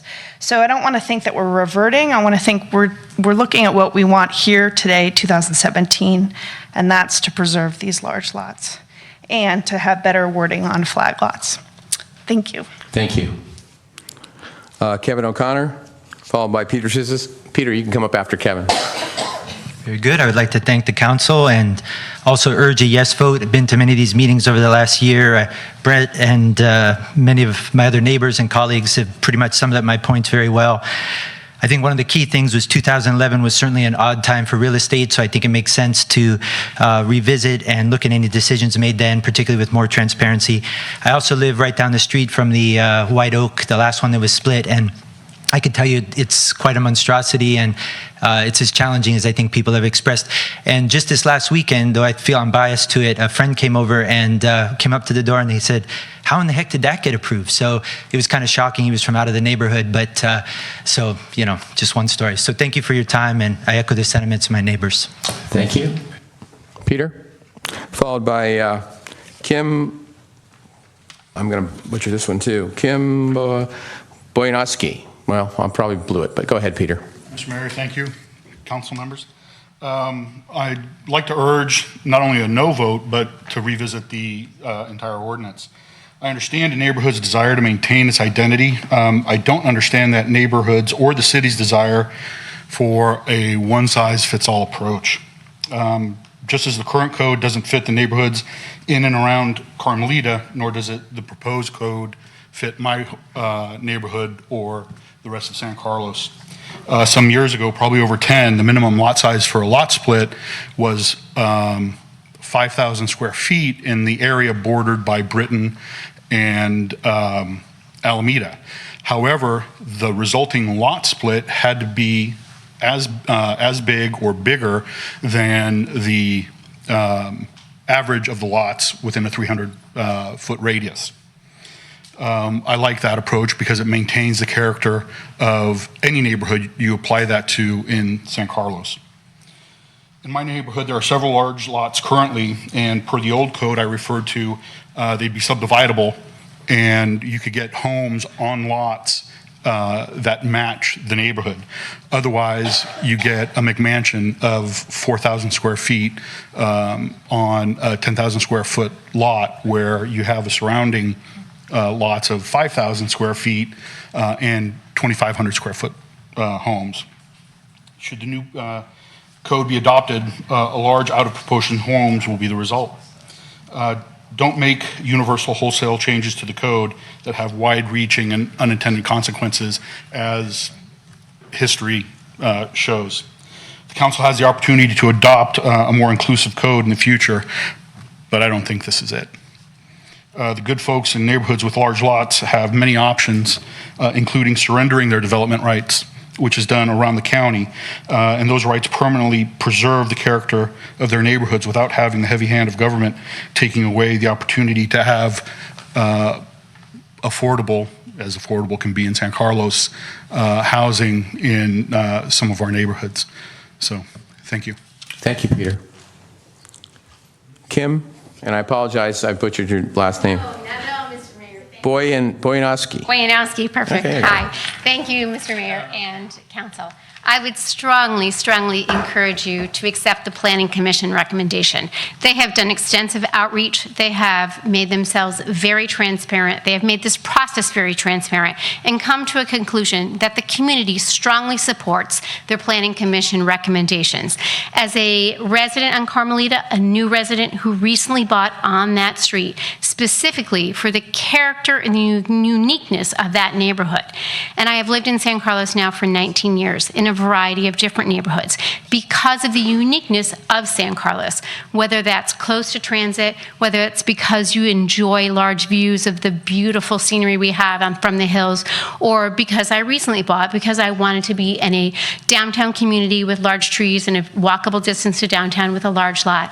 I strongly believe in the uniqueness of San Carlos, and by accepting the Planning Commission recommendations that have done extensive outreach, and from hearing from members again and again, and community people who have spoken out strongly by a factor of easily 10 to 1, both in email and at many of these meetings that I've attended, that I think a lot of community members have made strong points that we as individuals are saying we want this uniqueness to remain.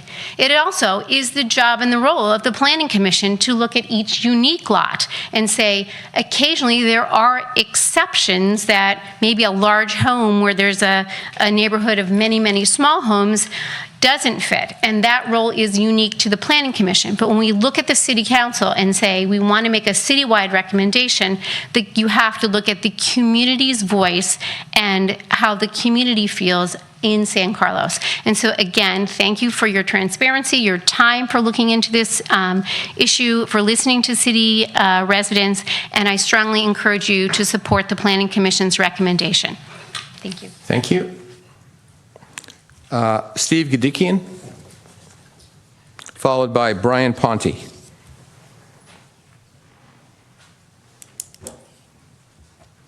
Good evening. I'll keep this short. I want to express my support for the Planning Commission recommendations and all the great sentiments and articulate sentiments of my many neighbors in San Carlos. I also wanted to make one additional recommendation as part of this change.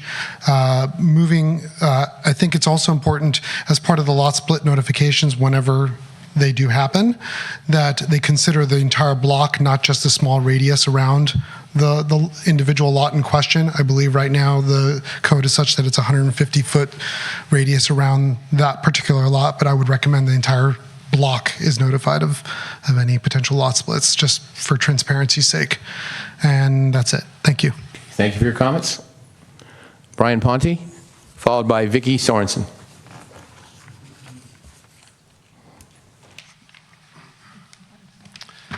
Good evening, Mayor, Gracilli, members of the City Council. Without repeating the many persuasive arguments and comments that have preceded me this evening, I will strongly urge you to adopt the recommended ordinance and restore these sections of the municipal code to where they were prior to the 2011 changes. Thank you. Thank you, Mr. Ponte. Vicky Sorensen. Hello, I'm Vicki Hello. Sorensen. I just want to point out that in 1971, the City Council looked at the lot splits and decided to increase it to 10,000 square feet, or whatever it is. And I'm wondering what their reasons were back then. And that saved our large lots for 40 years. And now we've just had this for 6 years. So shouldn't we just go back to the 40-year plan? Thank you. Okay, thank you for your comments. Now, I have no other speaker slips. Is there anyone else wishing to speak on this matter? Yes, ma'am. Please come up, and later on, if you could fill out a slip for the city clerk, that would be great. Thank you. I am Sandy Althouse. I live on Magnolia Avenue. And within the past year, I've seen so many large trees. I'm sure some of them were heritage trees. There were a number of oaks taken out. But it just seems like there's so many trees being taken out and nothing's being replanted. So it just seems natural with lot splits, with more construction going up, they're going to be taking out more trees. And we shouldn't be removing trees. We should be keeping what's here and hopefully growing some more. So let's go back to 2011. Okay, thank you. Is there anyone else wishing to speak? Yes, ma'am.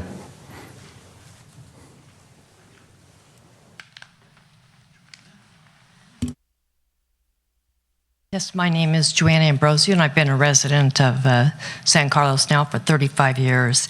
And Mr. Mayor and council members, thank you very much for supporting the moratorium on subdivision lot splits to allow time for the community response.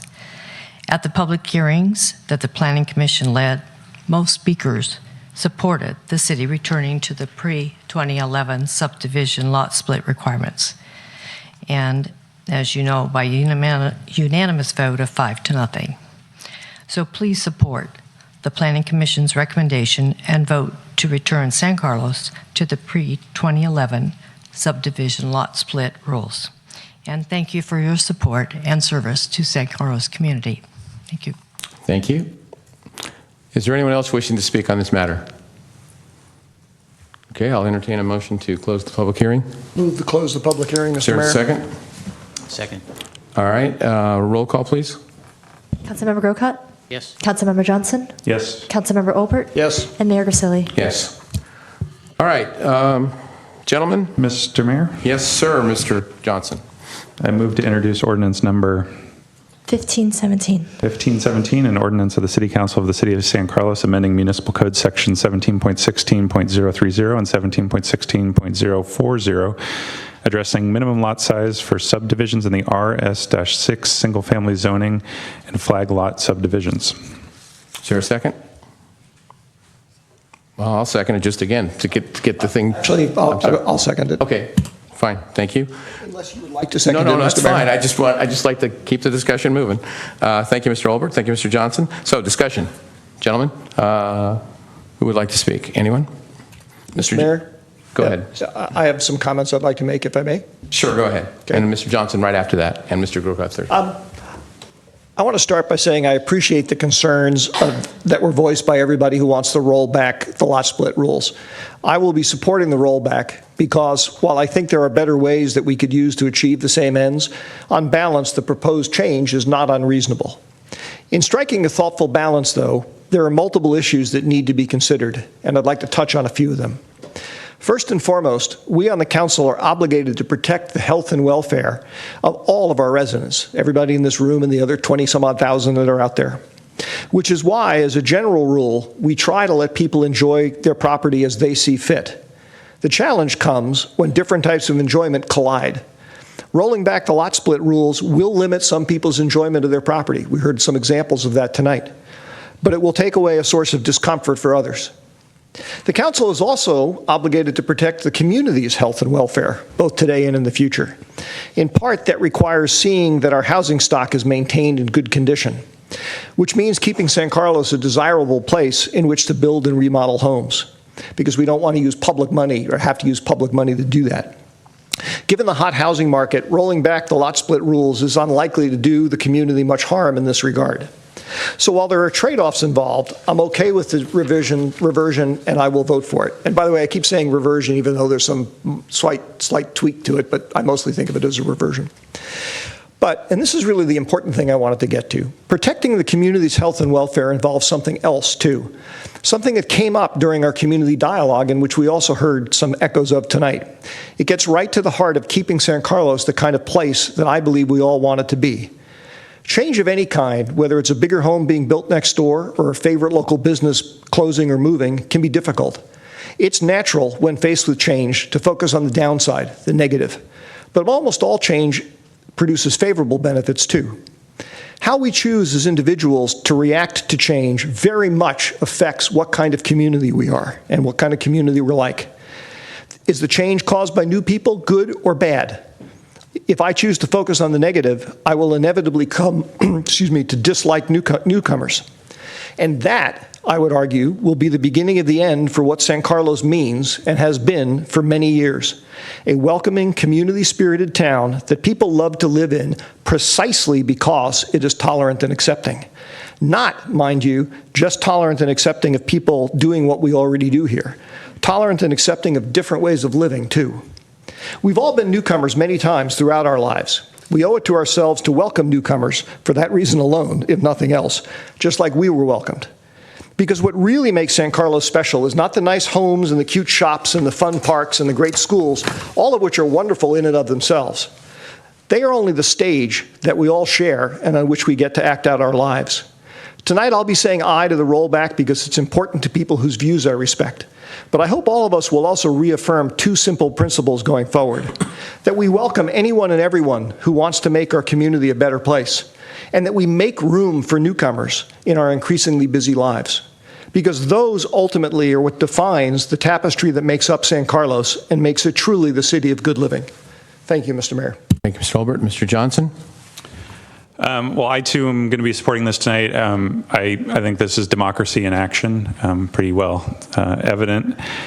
For me and my family, one of the things I think that defines San Carlos, that makes me want to have my home here, is that we live in the Bay Area. We live in one of the most dynamic economic regions of the entire world.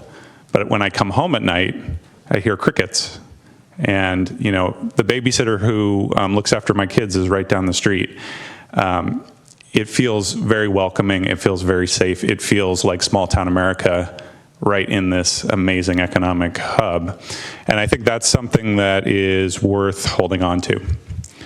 I want everybody to know that we believe that, and that we're taking steps to protect our neighborhoods.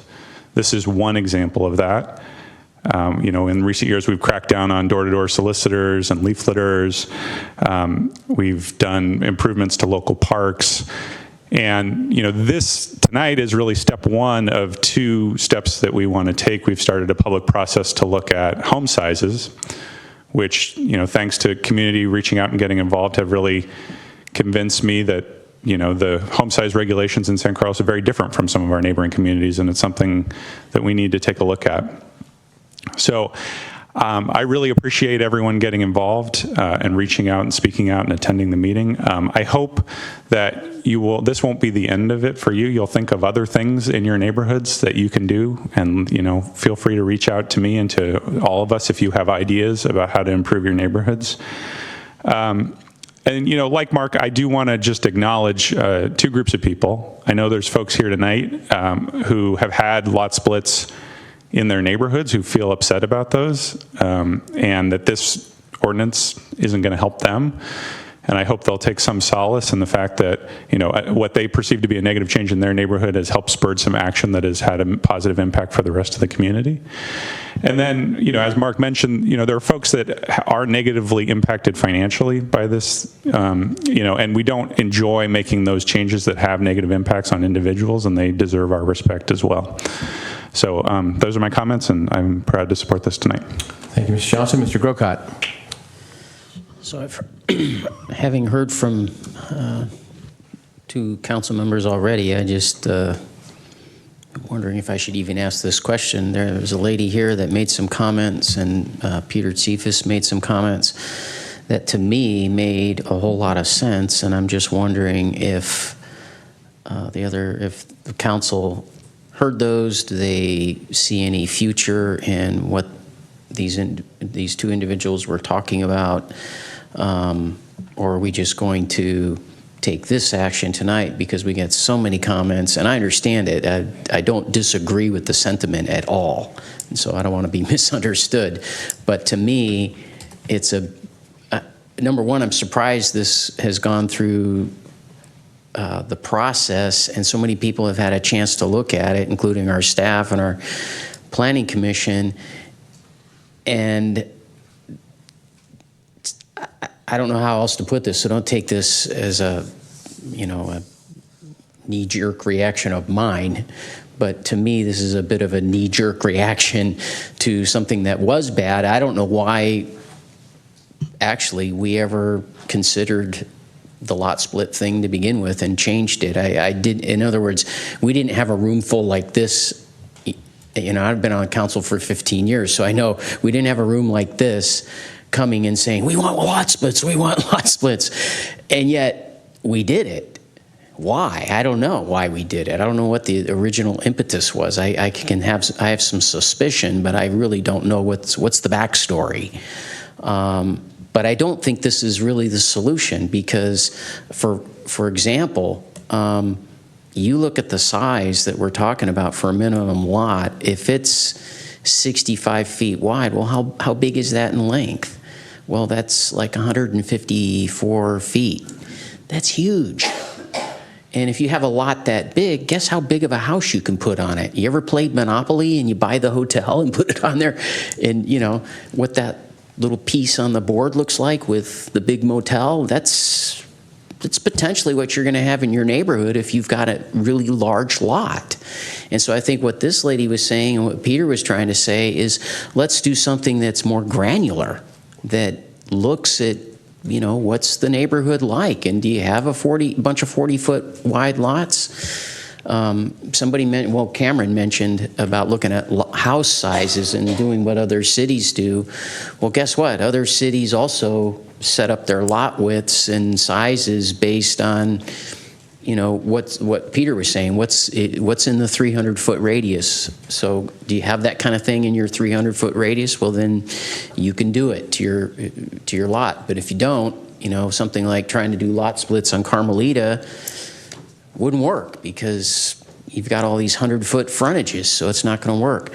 So, after saying all that, is the council interested in looking at this again? Yeah, I'm willing to vote for this tonight, but I really think we're making a knee-jerk reaction. Thank you for your comments. That was a question, so I know you're trying to hurry No, this it's fine. through. It's a question. We'll see if the crickets talk. Or I can who respond talks. briefly, which is, as you pointed out, as many folks in the audience pointed out, I was not on the council at the time, but it doesn't seem that there is anyone who puts forth an argument for the basis for why the change in 2011 was made. Yeah.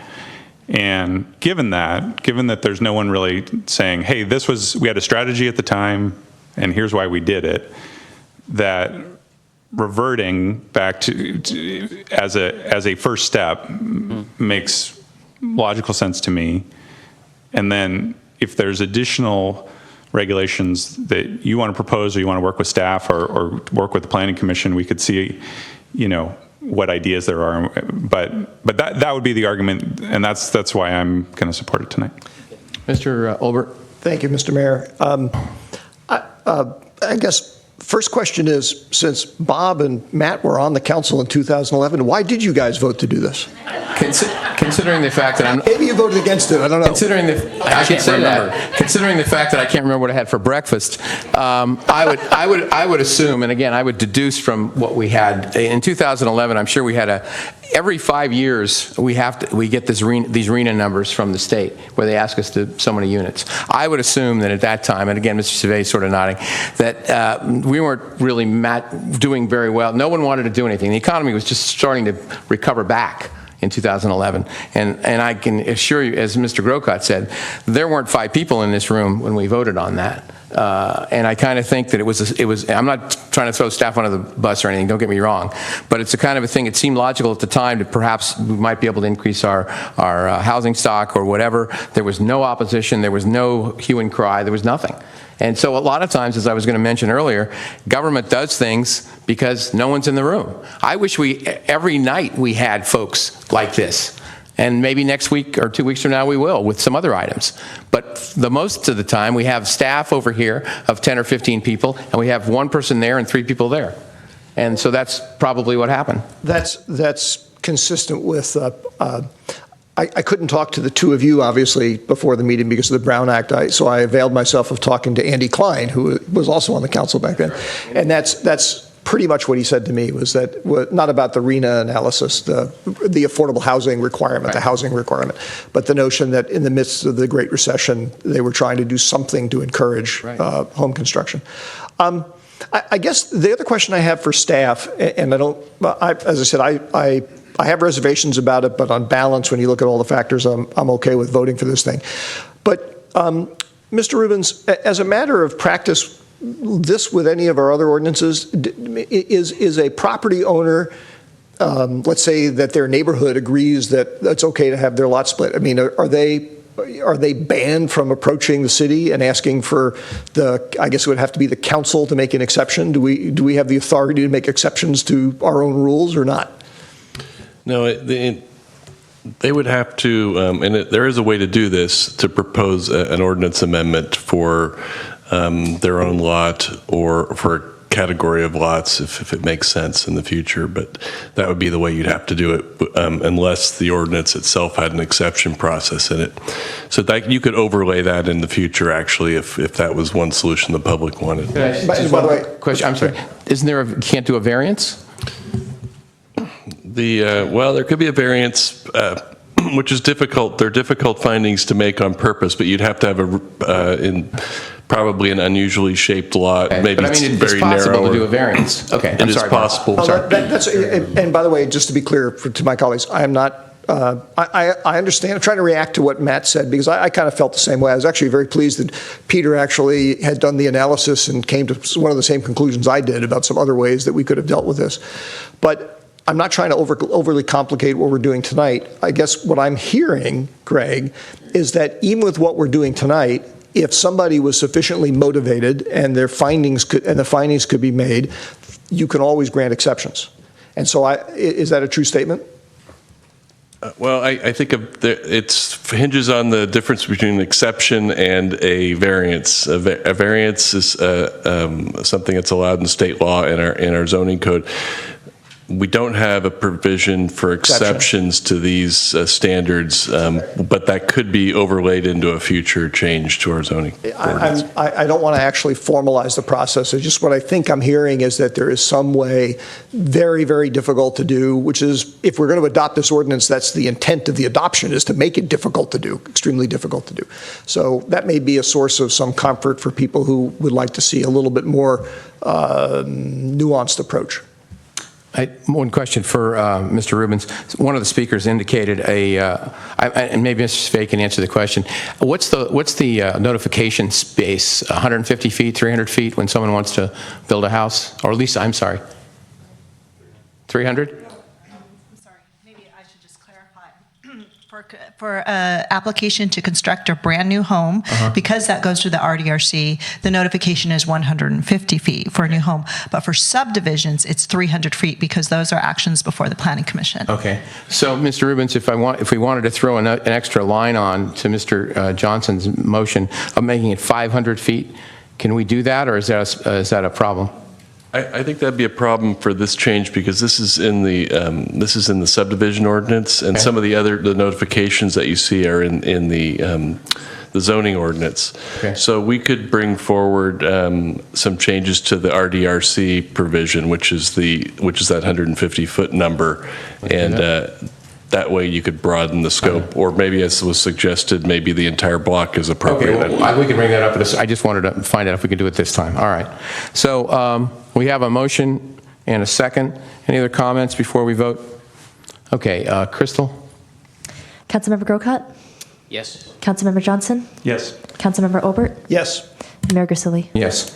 And as I mentioned before, when the citizens sort of come together, we understand and we hear you, we see you, as opposed to people like one person there, 5 people there, no one's here. We try to do the best we can. In 2011, obviously, we thought we were doing a good job. Certainly Matt and I, whether we voted for it or not, you can look it up, I guess. I could say I voted against it, but I can't remember. But the point is that government is the people. And if the people aren't involved in the government, then things can happen. So, as was mentioned by Mr. Johnson, hopefully get involved in other things besides this. And then things happen and things change if you want them to. So thank you very much for, I would imagine some of you folks might be leaving, so I'll give you about a minute to do that so that we can continue with the rest of our meeting. Mr. Mayor, I was going to ask, could we have a 5-minute break? Because I'd like to. We'll go about a 7-minute break, yeah. I think 5 minutes is the magic.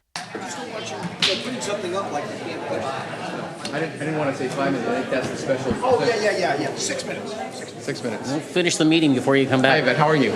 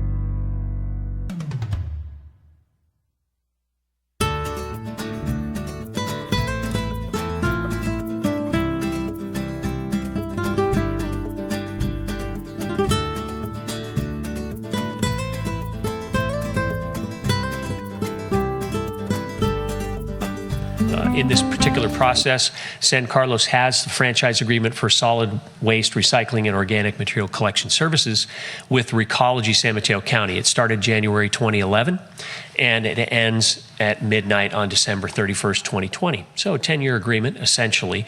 And in the agreement itself, it has the opportunity for the agreement to be extended if needed, if desired, so between the two parties, and that's what we've started into now as a process to consider an extension of the agreement. And then also, as to the extension of the term, it really just says that the parties shall meet and confer on the possible extension. So again, a process that we're going through in order to be able to do that, have the meet and confer. So last year, in January, the SBWMA staff recommended a process that would outline how this renegotiation would take place and brought that to the board, and it was approved in January. And the member agencies, with their respective councils and boards, confirmed their intent unanimously to participate in this renegotiation process, and that was completed back in the spring of 2016. And again, the plan going forward is assuming that Recology will maintain comparable scope of core collection services and service levels to all our member agencies. But there may be things that each of the member agencies would like to include in their own franchise agreement based on the operational experience that's they've learned and accumulated information on for the first 7 years of the current agreement. So, as the franchise agreement discussion goes forward, the issues that have been brought up that may have an impact and may need to be discussed further are, there may be new industry technology that we want to figure out a way to be able to work into the agreement and allow for opportunity for things to be introduced during the term of the agreement. There may be new operational best practices and trends that occur that we want to be able to consider during the term of the next agreement. There may be new regulations and mandates. As we know, the state is one to continue to create regulations and mandates. And so if something comes along the way, we need the flexibility to be able to respond to those new regulations and mandates as well. The other consideration would be pricing factors that exist in our regional market. It's expensive here. It's expensive for people to live here. It's expensive to be able to operate your business here. So those factors, maybe there needs to be some consideration for adjustment in those as we go along the way. The impact of more traffic on the collection routes. So from an Recology standpoint, it's harder for them to make the routes and to be able to do their collection during the times of day when there's traffic and their trucks have difficulty getting around. So it's something that they wish to have open for discussion in this renegotiation. And the contractor has asked for the opportunity to get a true-up during the agreement term. So we currently have an agreement that basically has fixed cost adjustments that can be made along the way, but no overall true-up of an agreement. We go year to year, and we have kind of that 3-year rolling average that we use, that we kind of reconcile the accounts, but they're talking about the opportunity for a true-up. So these are some of the items that have come up in the preliminary discussions of a contract extension. There is a team that has been developed, and it is SBWMA staff and a number of consultants that have been hired for their expertise in this area of contract negotiations. And we also have member agency team members. The folks on the list on the screen now include some current TAC members, as well as some former TAC members and some others who have volunteered and been asked to participate as the negotiating team that is representing the member agencies. And that team is essentially been set to create and deliver to the board a mutually agreed upon master franchise agreement document. What that means is basically essentially the base franchise agreement, which can be then adopted by the board, but then could be customized by any or all of the member agencies for their particular needs. So this would represent the core services and service levels that we would want provided for a potential new agreement for the next 10-year term. Also, they have to have provided a mutually agreed upon annual revenue requirement figure from Recology, so that the base of that agreement can be costed out, and then looking at what annual adjustments would be made throughout that 10-year term. And then a final report to the board that will memorialize the work of the committee and its methodology, and that's the negotiation committee as they would go forward.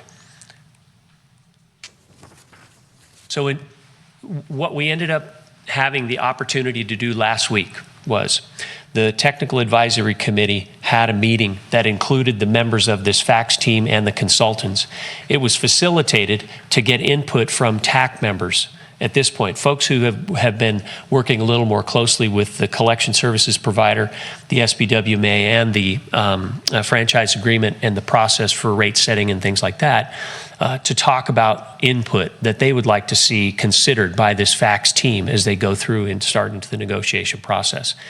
It's part of this, the effort that's being made to get input from all the member agencies, from the elected officials from all those member agencies, especially them and their board member, from the TAC members, and from others interested in this. So it's, I think it's so far has been well attended and well received as it relates to what is important to us as we go forward and try to go into this renegotiation.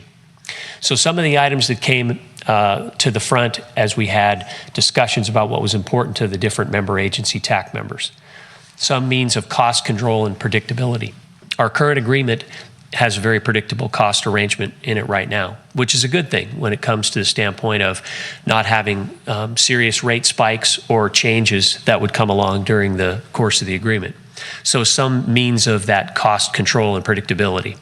Also, a number of members mentioned the idea of simplifying the rate setting process.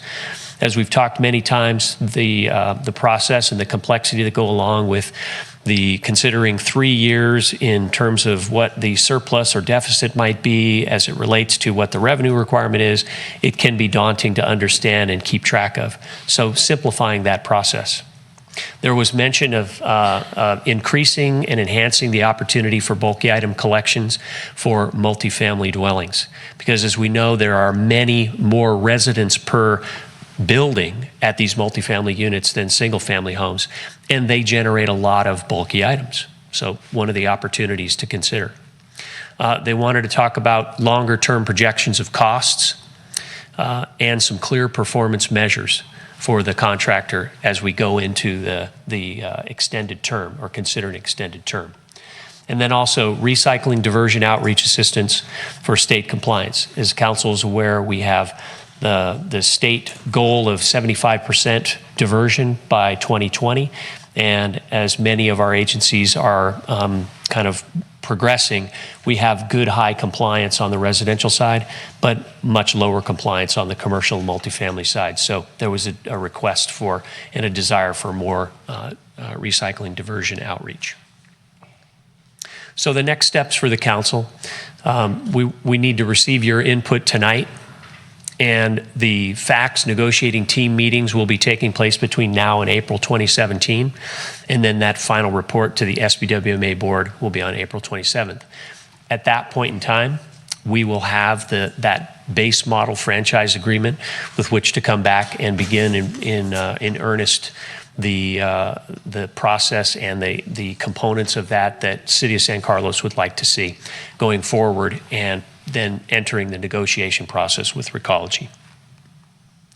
So that's the questions or the presentation that I had, and maybe I'll go back to this slide, and we have the previous slide on the franchise agreement, and ask for questions that you may have, and then obviously if I can't, we have our members from SBWMA Recology here to help answer those questions, and we'll take the input that you have that will ultimately provide to Joe, and he'll take back to his FACTS team.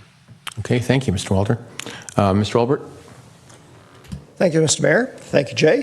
Thank you, folks, for coming here and staying so late.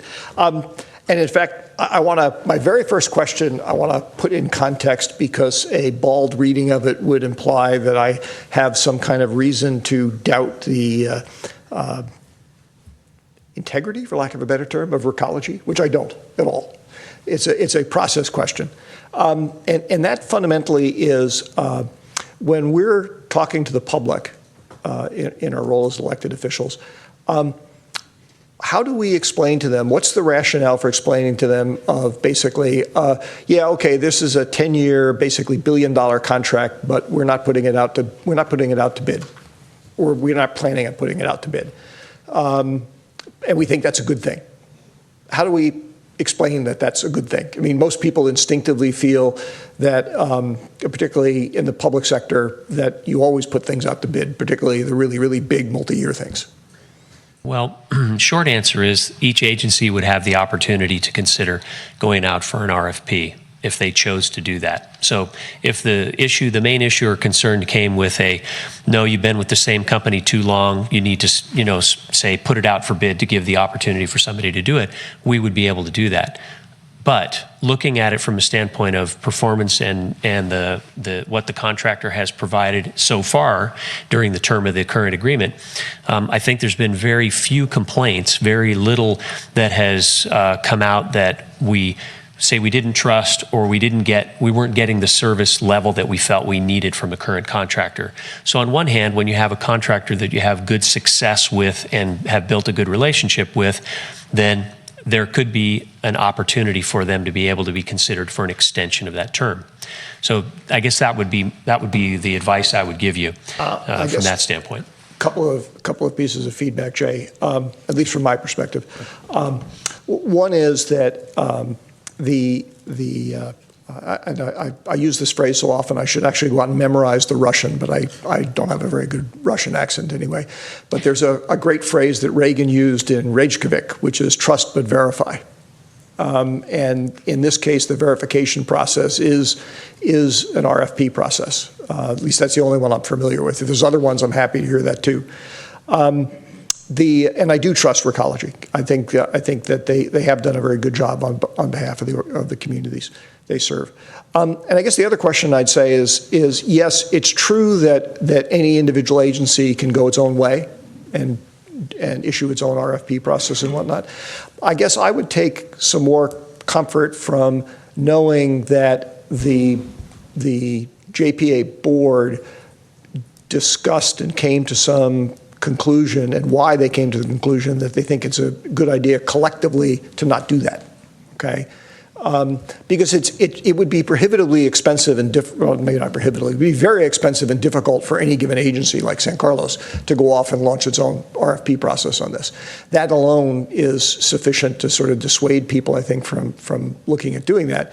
But that doesn't necessarily mean that an RFP process is a bad thing. It just means that it's costly when you do it one by one. But that's why we have a JPA, is because it's costly when you do things one by one. Right. And actually, just to kind of add to that, the point for the board having the opportunity at the April 27th meeting to approve this base level contract for the franchise agreement extension would also be do we want to go forward with this? Is this right? Are we getting the deal that we feel like we need to for our member agencies? Because it still could be a collective decision from the board not to extend the agreement. After they come to the form of an agreement. That's right. That's a reasonable piece. That's a reasonable perspective. There's a check built in, basically. I do have about 5 or 6 questions. Maybe I'll do another 1 or 2, and then we'll rotate the baton. Okay. I think this next one, Jay, is in different words on your list. I wrote it down, however, as get rid of the system which requires 3 years to finalize franchise fees. I have to admit, that was one aspect of when I was on the SBWMA board and I was researching the history of this. I never quite figured out why we had that process. There's probably a good reason for it, but personally, I've just seen it confuse the heck out of the council every time that it comes before us. It complicates the matter of setting rates. And really, I mean, as a finance guy, at the end of the day, it's all a matter of who's bearing what risk at what cost from a cost point of view. And stability, from our point of view, just speaking for myself, stability of being able to project costs may be worth paying a little bit more for. okay? Just, in other words, if the price of having a one-year window that says, okay, we determine the rate is, the fee requirement is X, over and done with, that's it. If we end up having to pay a little bit more to get that certainty, that might be something worth doing. So, do you want me to rotate the baton now? Sure. Ms. Grocott? Thank you. So a couple of questions I had. Going under some of the bullet points, there's, in here, it talks about impact of more traffic on collection routes and also new technology. And so I'm wondering what the possibility is of Recology at some time before the 2020 year comes around, of switching to single container pickup, and then they do all the, in order to cut down on vehicles of, that are running around on the roads and so forth, and having to negotiate with traffic and so forth.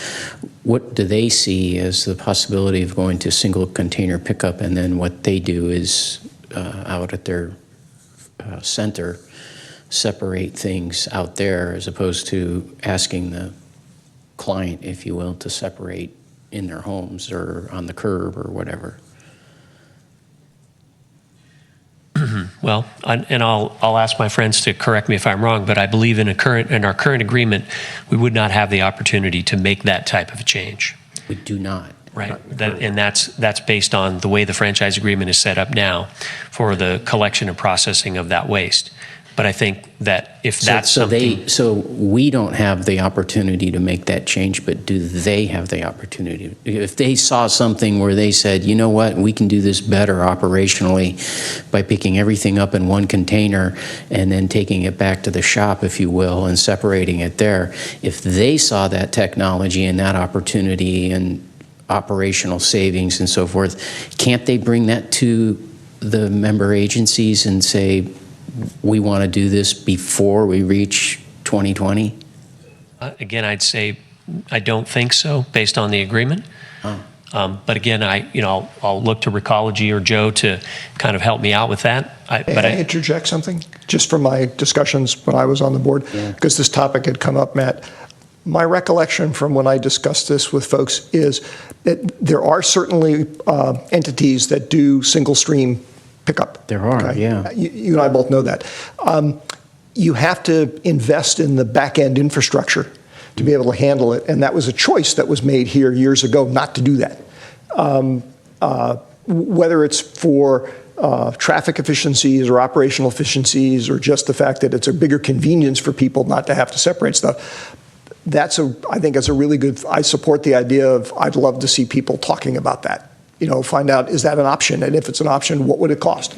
Because if it's prohibitively expensive, probably not going to do it. But if it's not, that's something we'd have to that's decide. just it. By 2020, the cost of that, just like, this technology, the price keeps coming down because just the way the market works. And I imagine the same thing could be true of that kind of technology, that yes, it would cost a lot to change things out there at the plant. However, as more and more companies choose to take on that technology, perhaps the price comes down and it's something we could do before 2020. So I don't know, who's our rep on SB? Bob is. So if can we give direction that he represent us that way as a city? Sure, that's not a problem. That's not a problem. Okay. Joe, come here. Joe, if you could. Maybe, Joe's our executive director of the board, and maybe you can just speak to that comment of the change and so on. Thank you very much, and good afternoon or good evening, everyone. In a succinct way. We're both on this. Thank you, Bob. When the scope of services first went out, there was a lot of discussion involved in the different options, the best ways to put a complete system together. Overall, if you look at the 12-member agencies, there's 433 residents, 433,000 residents that are served. So you look at the different ways that we can conduct the business, and the RFP process at the time defined a certain scope of services that Recology responded to. Based on that response, there is a commitment for the depreciation term of the trucks, the whole entire system. So Recology is only one piece of that system. The other piece is the processing and handling of the materials once they get back to the site. And then the third step of that is once the material is sorted out, it goes to its ultimate commodity destination. So at that point, a system-wide decision was made. They quoted on it. It's important to go through the duration of the term to maximize the depreciation benefits of that. So that's the shortest answer I can give on that one. No, and I appreciate that answer. I would just comment that, what I hear from folks, when not very often do people talk about garbage, but when they do, what I hear from residents is, gosh, why are we driving through town with 3 or 4 different trucks to pick up, well, I guess it's 3 containers, right? The green, the blue, and the black. And people really wonder about that. And I think it's part of it's just the complexity of it, the way that it appears. Visually, it doesn't look good. And I think also just the sensitivity that people are having more and more to carbon footprint, greenhouse gases, and so forth. And they're saying, why do we have 3 trucks running through town every time we have our garbage picked up?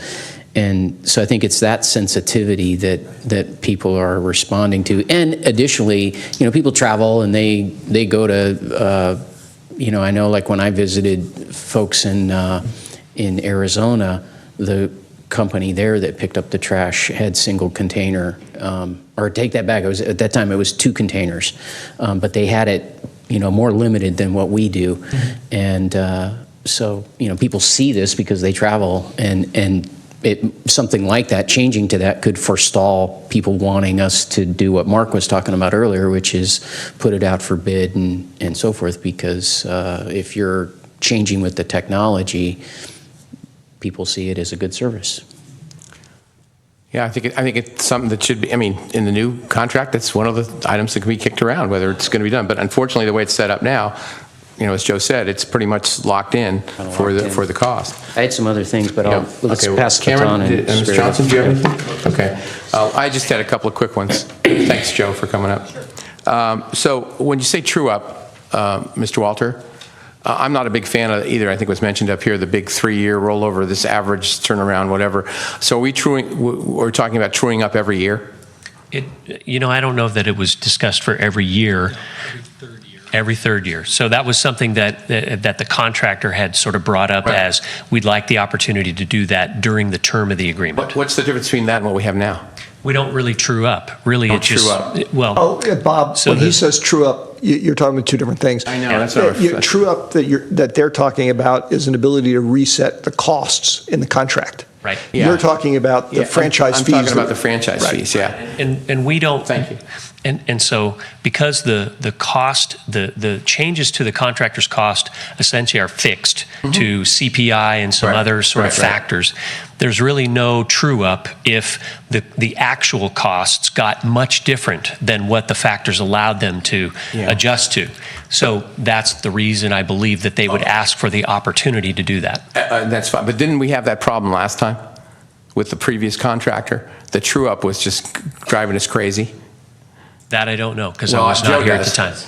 Joe does, and I'm not saying it shouldn't happen. I'm just saying that part of the problem with the previous contractor was that we had no control, seemingly no control over costs. And why we were so attracted to this contract is because the predictability was there. So. Correct. Okay, but I can understand why they'd be asking for that. I don't. So it's a matter of okay. It can be less expensive. Let's put it this way: they'd have to build in more. If we said no, we're not going to do true ups, and it's the same way that this contract is, I would, if I were them, and I'm not speaking for them, but then I'd have to probably charge a little more at the beginning to make sure that I could sort of try to guess out what could happen, because costs are going to definitely go up. Yeah. Okay. I just want to understand the differential. And I apologize. Thanks, Mark, for doing that. The other question I had is the only thing I think that needs, and again, I think it's in the contract now, the labor thing is very important to me, because if folks, there's got to be a protection for the cities that ourselves and the contractor are on the same page when we deal with various labor groups.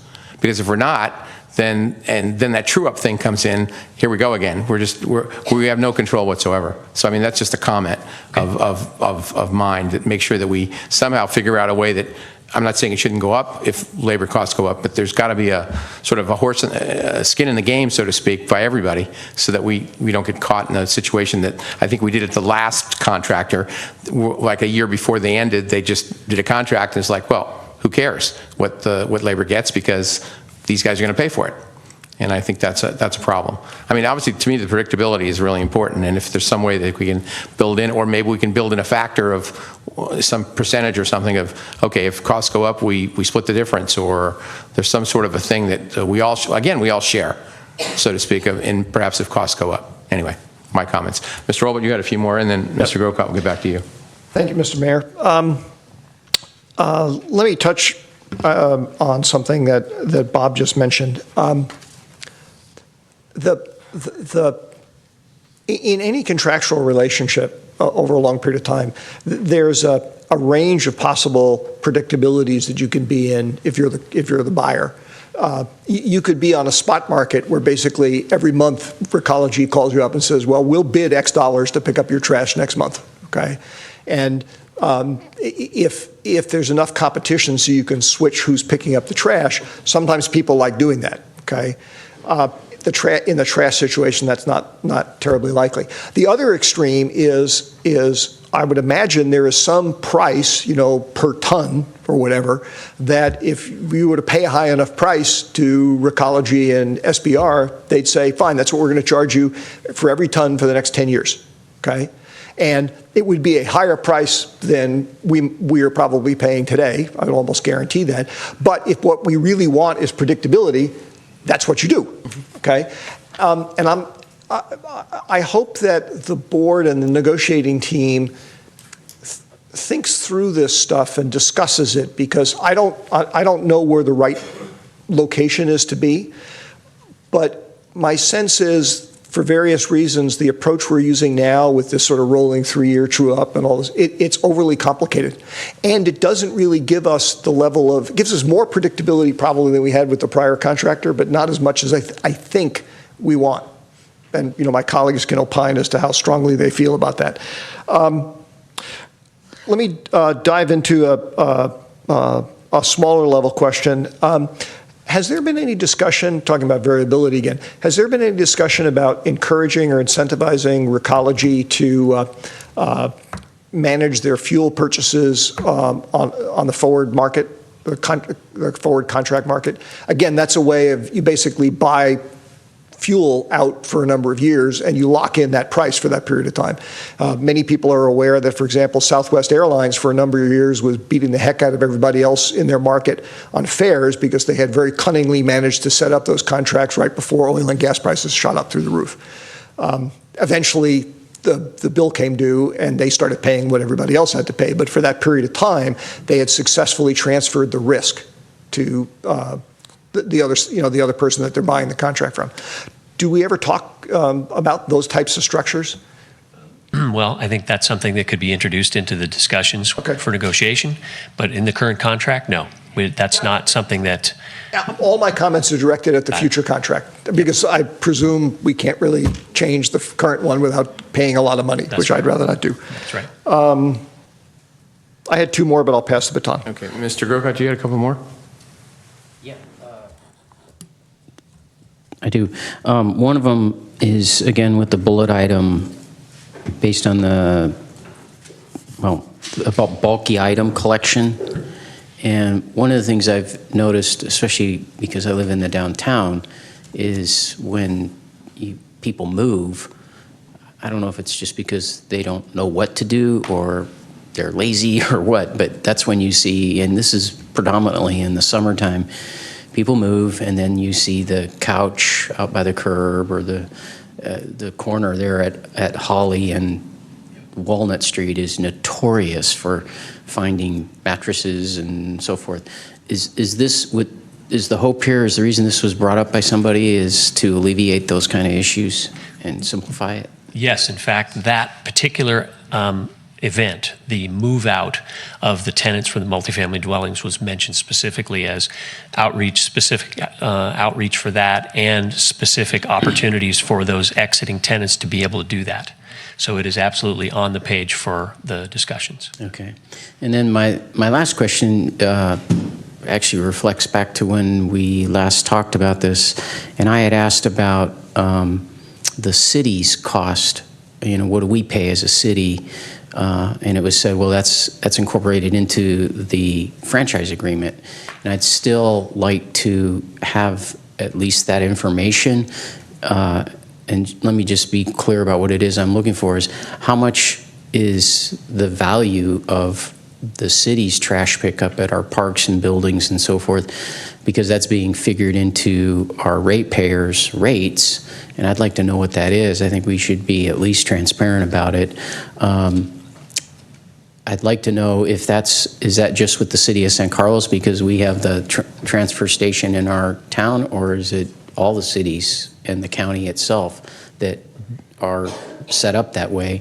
And then lastly, because of the way street sweeping is a subcontract of this whole agreement, again, a lot of the street sweeping that takes place is it's on frontage of city property, city parks, city hall, so forth. So what does that cost? What is that worth, if you will? Because again, that's figured into the ratepayers' fees that they pay, and I'd at least like to know what that is. Right, and both those items, we are coming back to the council at the next meeting to talk about those things in particular. Okay. So we'll be dealing with those issues, and so that gives us at that time anyway. After we have that discussion, then you can give me direction for as we head into the 2018 rate process. Mm-hmm. We'll be looking at. In the summer, we have to be able to tell SBWMA and Recology what the city's franchise fees and agency fees are going to be. So we'll want to know by that time, whether we would consider taking those out of that kind of potentially that is paid by all the city ratepayers, and we would pay it separately from some other fund, or we leave it the way it is. But we'll have the opportunity to talk about that. Okay, thank you. Okay, Mr. Obert, last couple. Thank you, Mr. Mayor. Couple of different levels of stuff here. Let me start with a simple one. Can we, and if we're not allowed under state law, that's fine, but we've often talked about trying to reduce the cost for individual account holders who generate very little trash. And it occurred to me the other day, I actually have probably 4 or 5 neighbors that are single elderly people who live in homes, and they could probably share one 20-gallon can, okay? And if we're allowed by law to allow something like that, where an account gets split amongst multiple people who all agree to put their trash into one can that's at a certain address, I'd be interested in seeing what would be involved in trying to support that, because I think it would be a way, particularly for some of our seniors, that we could reduce their costs.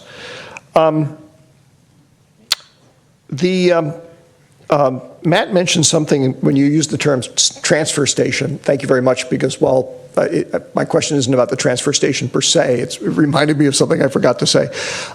This is less about the JPA negotiations, Jay, than when do we, if ever, negotiate the fee that we charge for the transfer station operating in San Carlos? There's some fee that, as I recall, is baked into the cost structure of the JPA. So it would seem to me that this would be the perfect opportunity to introduce that concept. Then I would really ask San Carlos staff to look into that to see what the market conditions are. I mean, what always concerns me is, we're in a very hot real estate market. I'm fine having the transfer station in San Carlos. In fact, it's one of my favorite places to go because you can really just hurl stuff around and, make a big mess and nobody cares because that's what it's for.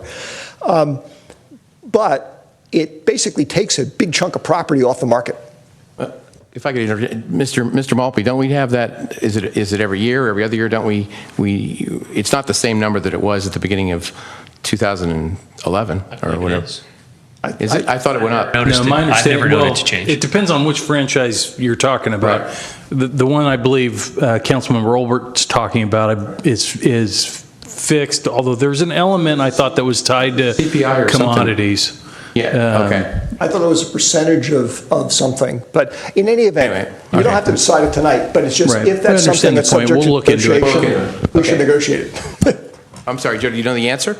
Well, there's a couple of discussion levels on that. So there, on one level, the city of San Carlos is the beneficiary of a 5% fee based on the gross sales that occur there. So that comes back into your general fund. So that's unique to you because Not the transfer station. that's inclusive of those sales that are generated are. Okay. So I'm not sure if that's quite it. If you're talking about the cost of operating the transfer station, that's a separate contract. That's not Recology. That's South Bay Recycling. That contract expires at the same time that the Recology one does. We also have a highly related rate setting process related in the timing standpoint on an annual basis, and those numbers are tucked in and basically, as you were saying, are cooked into the rates that way. So I'm sure staff can give us the numbers if we need them. Yeah. So, yeah. You know which one I'm talking Be about. happy to right? work with you on that.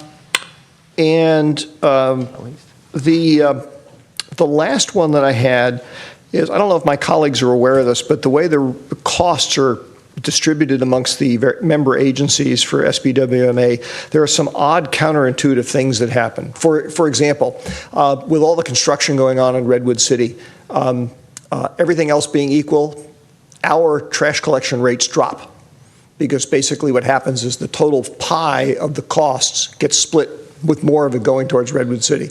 Conversely, if construction or pickups in other places drop, our rates go up, even though you'd look at San Carlos and you go, nothing's changed. Why do the costs change?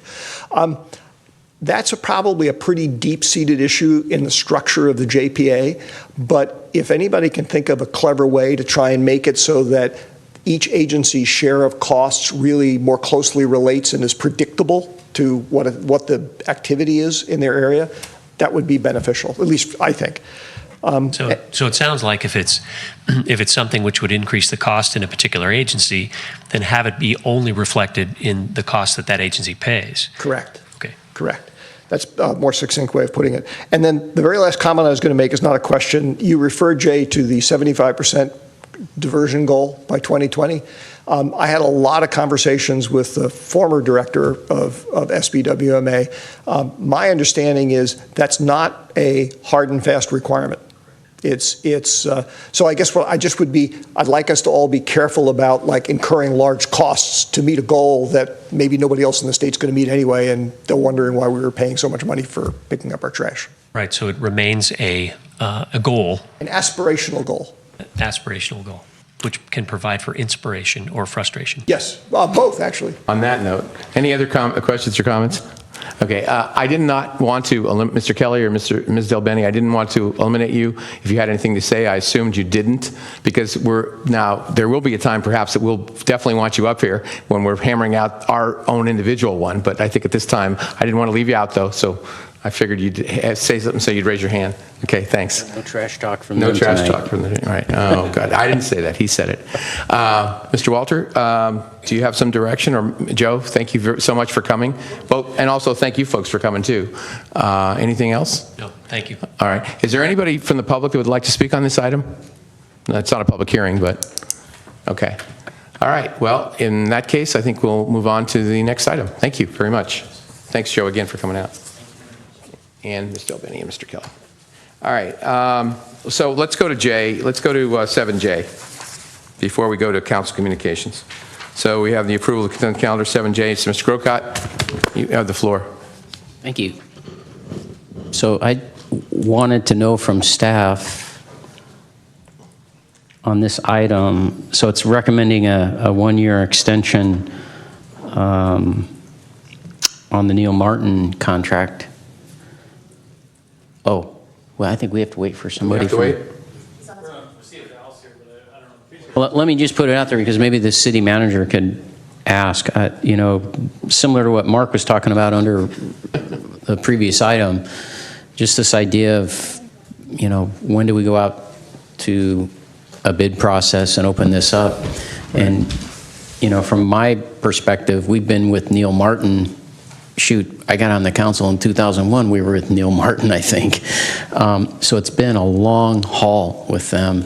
And I can't believe, they're the only company out there that does this. I know staff feels like they do a good job and so forth, but, I really like the idea of opening things up and at least, there shouldn't be just this total comfort level where, you just continue on and on and on.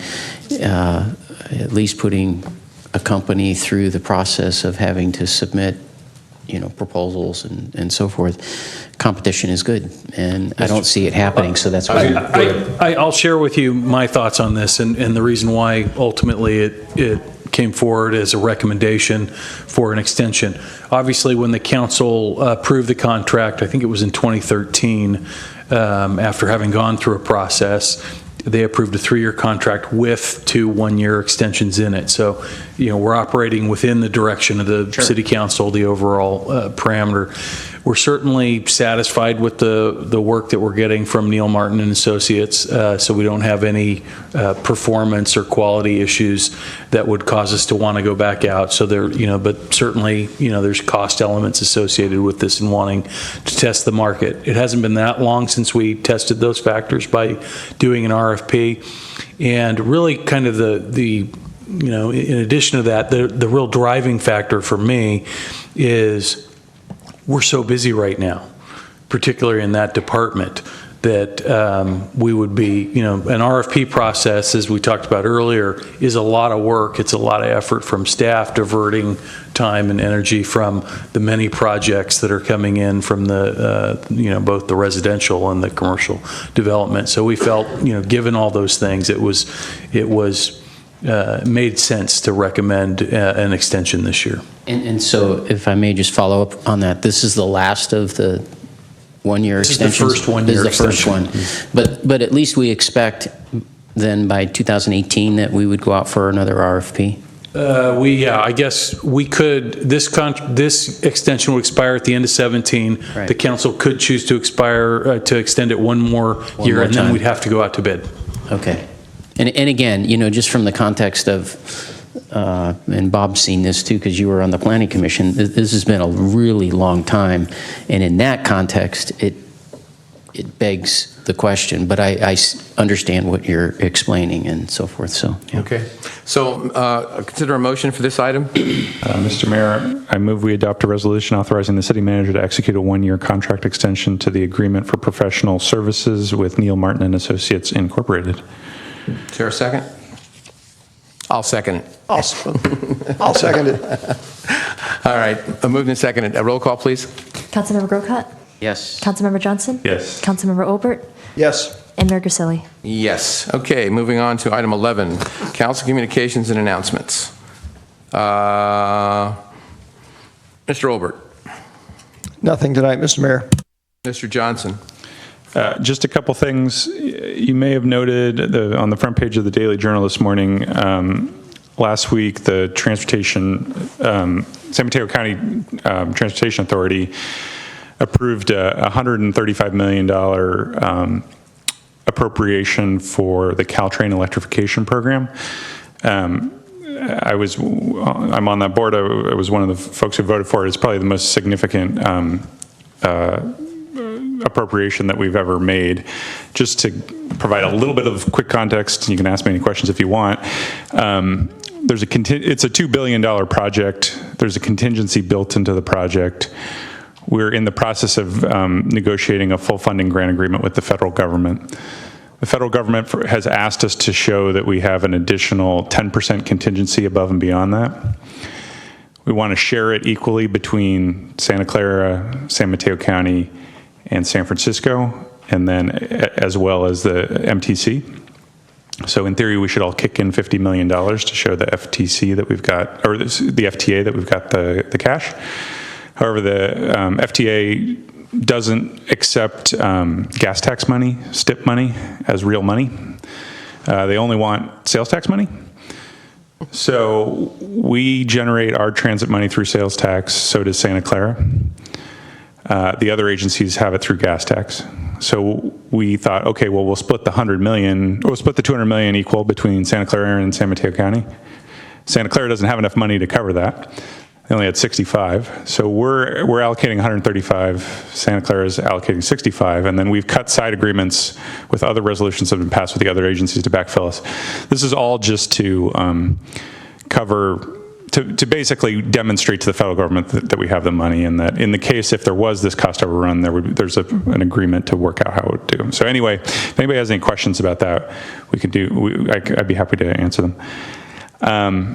I'll just say briefly, I took a tour on Friday of our 2 county jails, McGuire and our new jail, Maple Street. Thought it was fascinating. I saw all sides of it, the good and the bad. I encourage folks to do the same. I think it's a really interesting look at law enforcement in San Mateo County. I have one item of business that I wanted to talk to my colleagues about. As some of you may know, many businesses on Laurel display A-frame signs to advertise. Apparently, A-frame signs have been outlawed in the city of San Carlos for several decades, but it has never been enforced. There were a couple folks who've complained in the past year, and we mailed out notices to all the businesses on Laurel Street saying you may no longer display A-frame signs. I'm not bothered by A-frame signs. Apparently, the number of complaints has been pretty small, like less than 10. I have heard anecdotally from the folks on the 600 block of Laurel who are opposite all the plywood that they're having trouble getting foot traffic. Plus, we're doing a big construction right next to them with Wheeler Plaza, so we're having a lot of disruption. They've been relying on those signs for advertising for a long time. And I think it's a bad time to say to them, hey, by the way, you can't do this advertising that we've been letting you doing for many, many years. I would suggest that we ask the Planning Commission to take a look at it and see if we can allow A-frame signs for businesses on Laurel Street.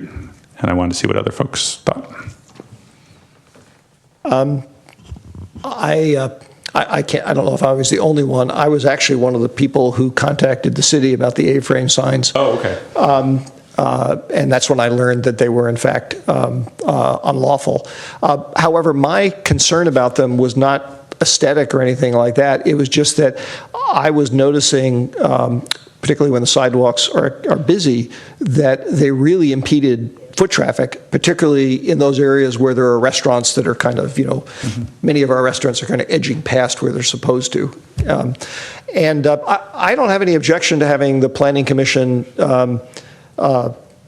look into perhaps revising the rules. I would, however, ask that the issue of pedestrian access be very carefully addressed, because what we've got right now is a situation where I would feel really sorry for anybody in a wheelchair some days trying to get down certain areas, because it just, between the combination of the signs, the restaurant seating, and the crowds, it'd be almost impossible. So that's my concern. It's not the A-frames themselves. Totally. I mean, I agree. There has to be a balance. I just think that I think they add to the charm when they're handwritten signs out. And okay, I'll go with that too. So let's have Planning Commission talk about it. Great. Okay. Anything else? That's it. Okay, Mr. Grocott. I wanted to see the council's interest in recalling the mayor, because it's 9:46 and I thought we were going to get out of here at 8:31. So that's it. I was actually hoping that we could stay around till 10:35. Oh, yeah. Oh, boy. Anyway, I have nothing tonight to offer, but I do appreciate, I think we had some great discussions tonight, and I think we're going to have even better ones on the 23rd. So thank you very much to my colleagues. And on that note, we're adjourned. Did you win the pool?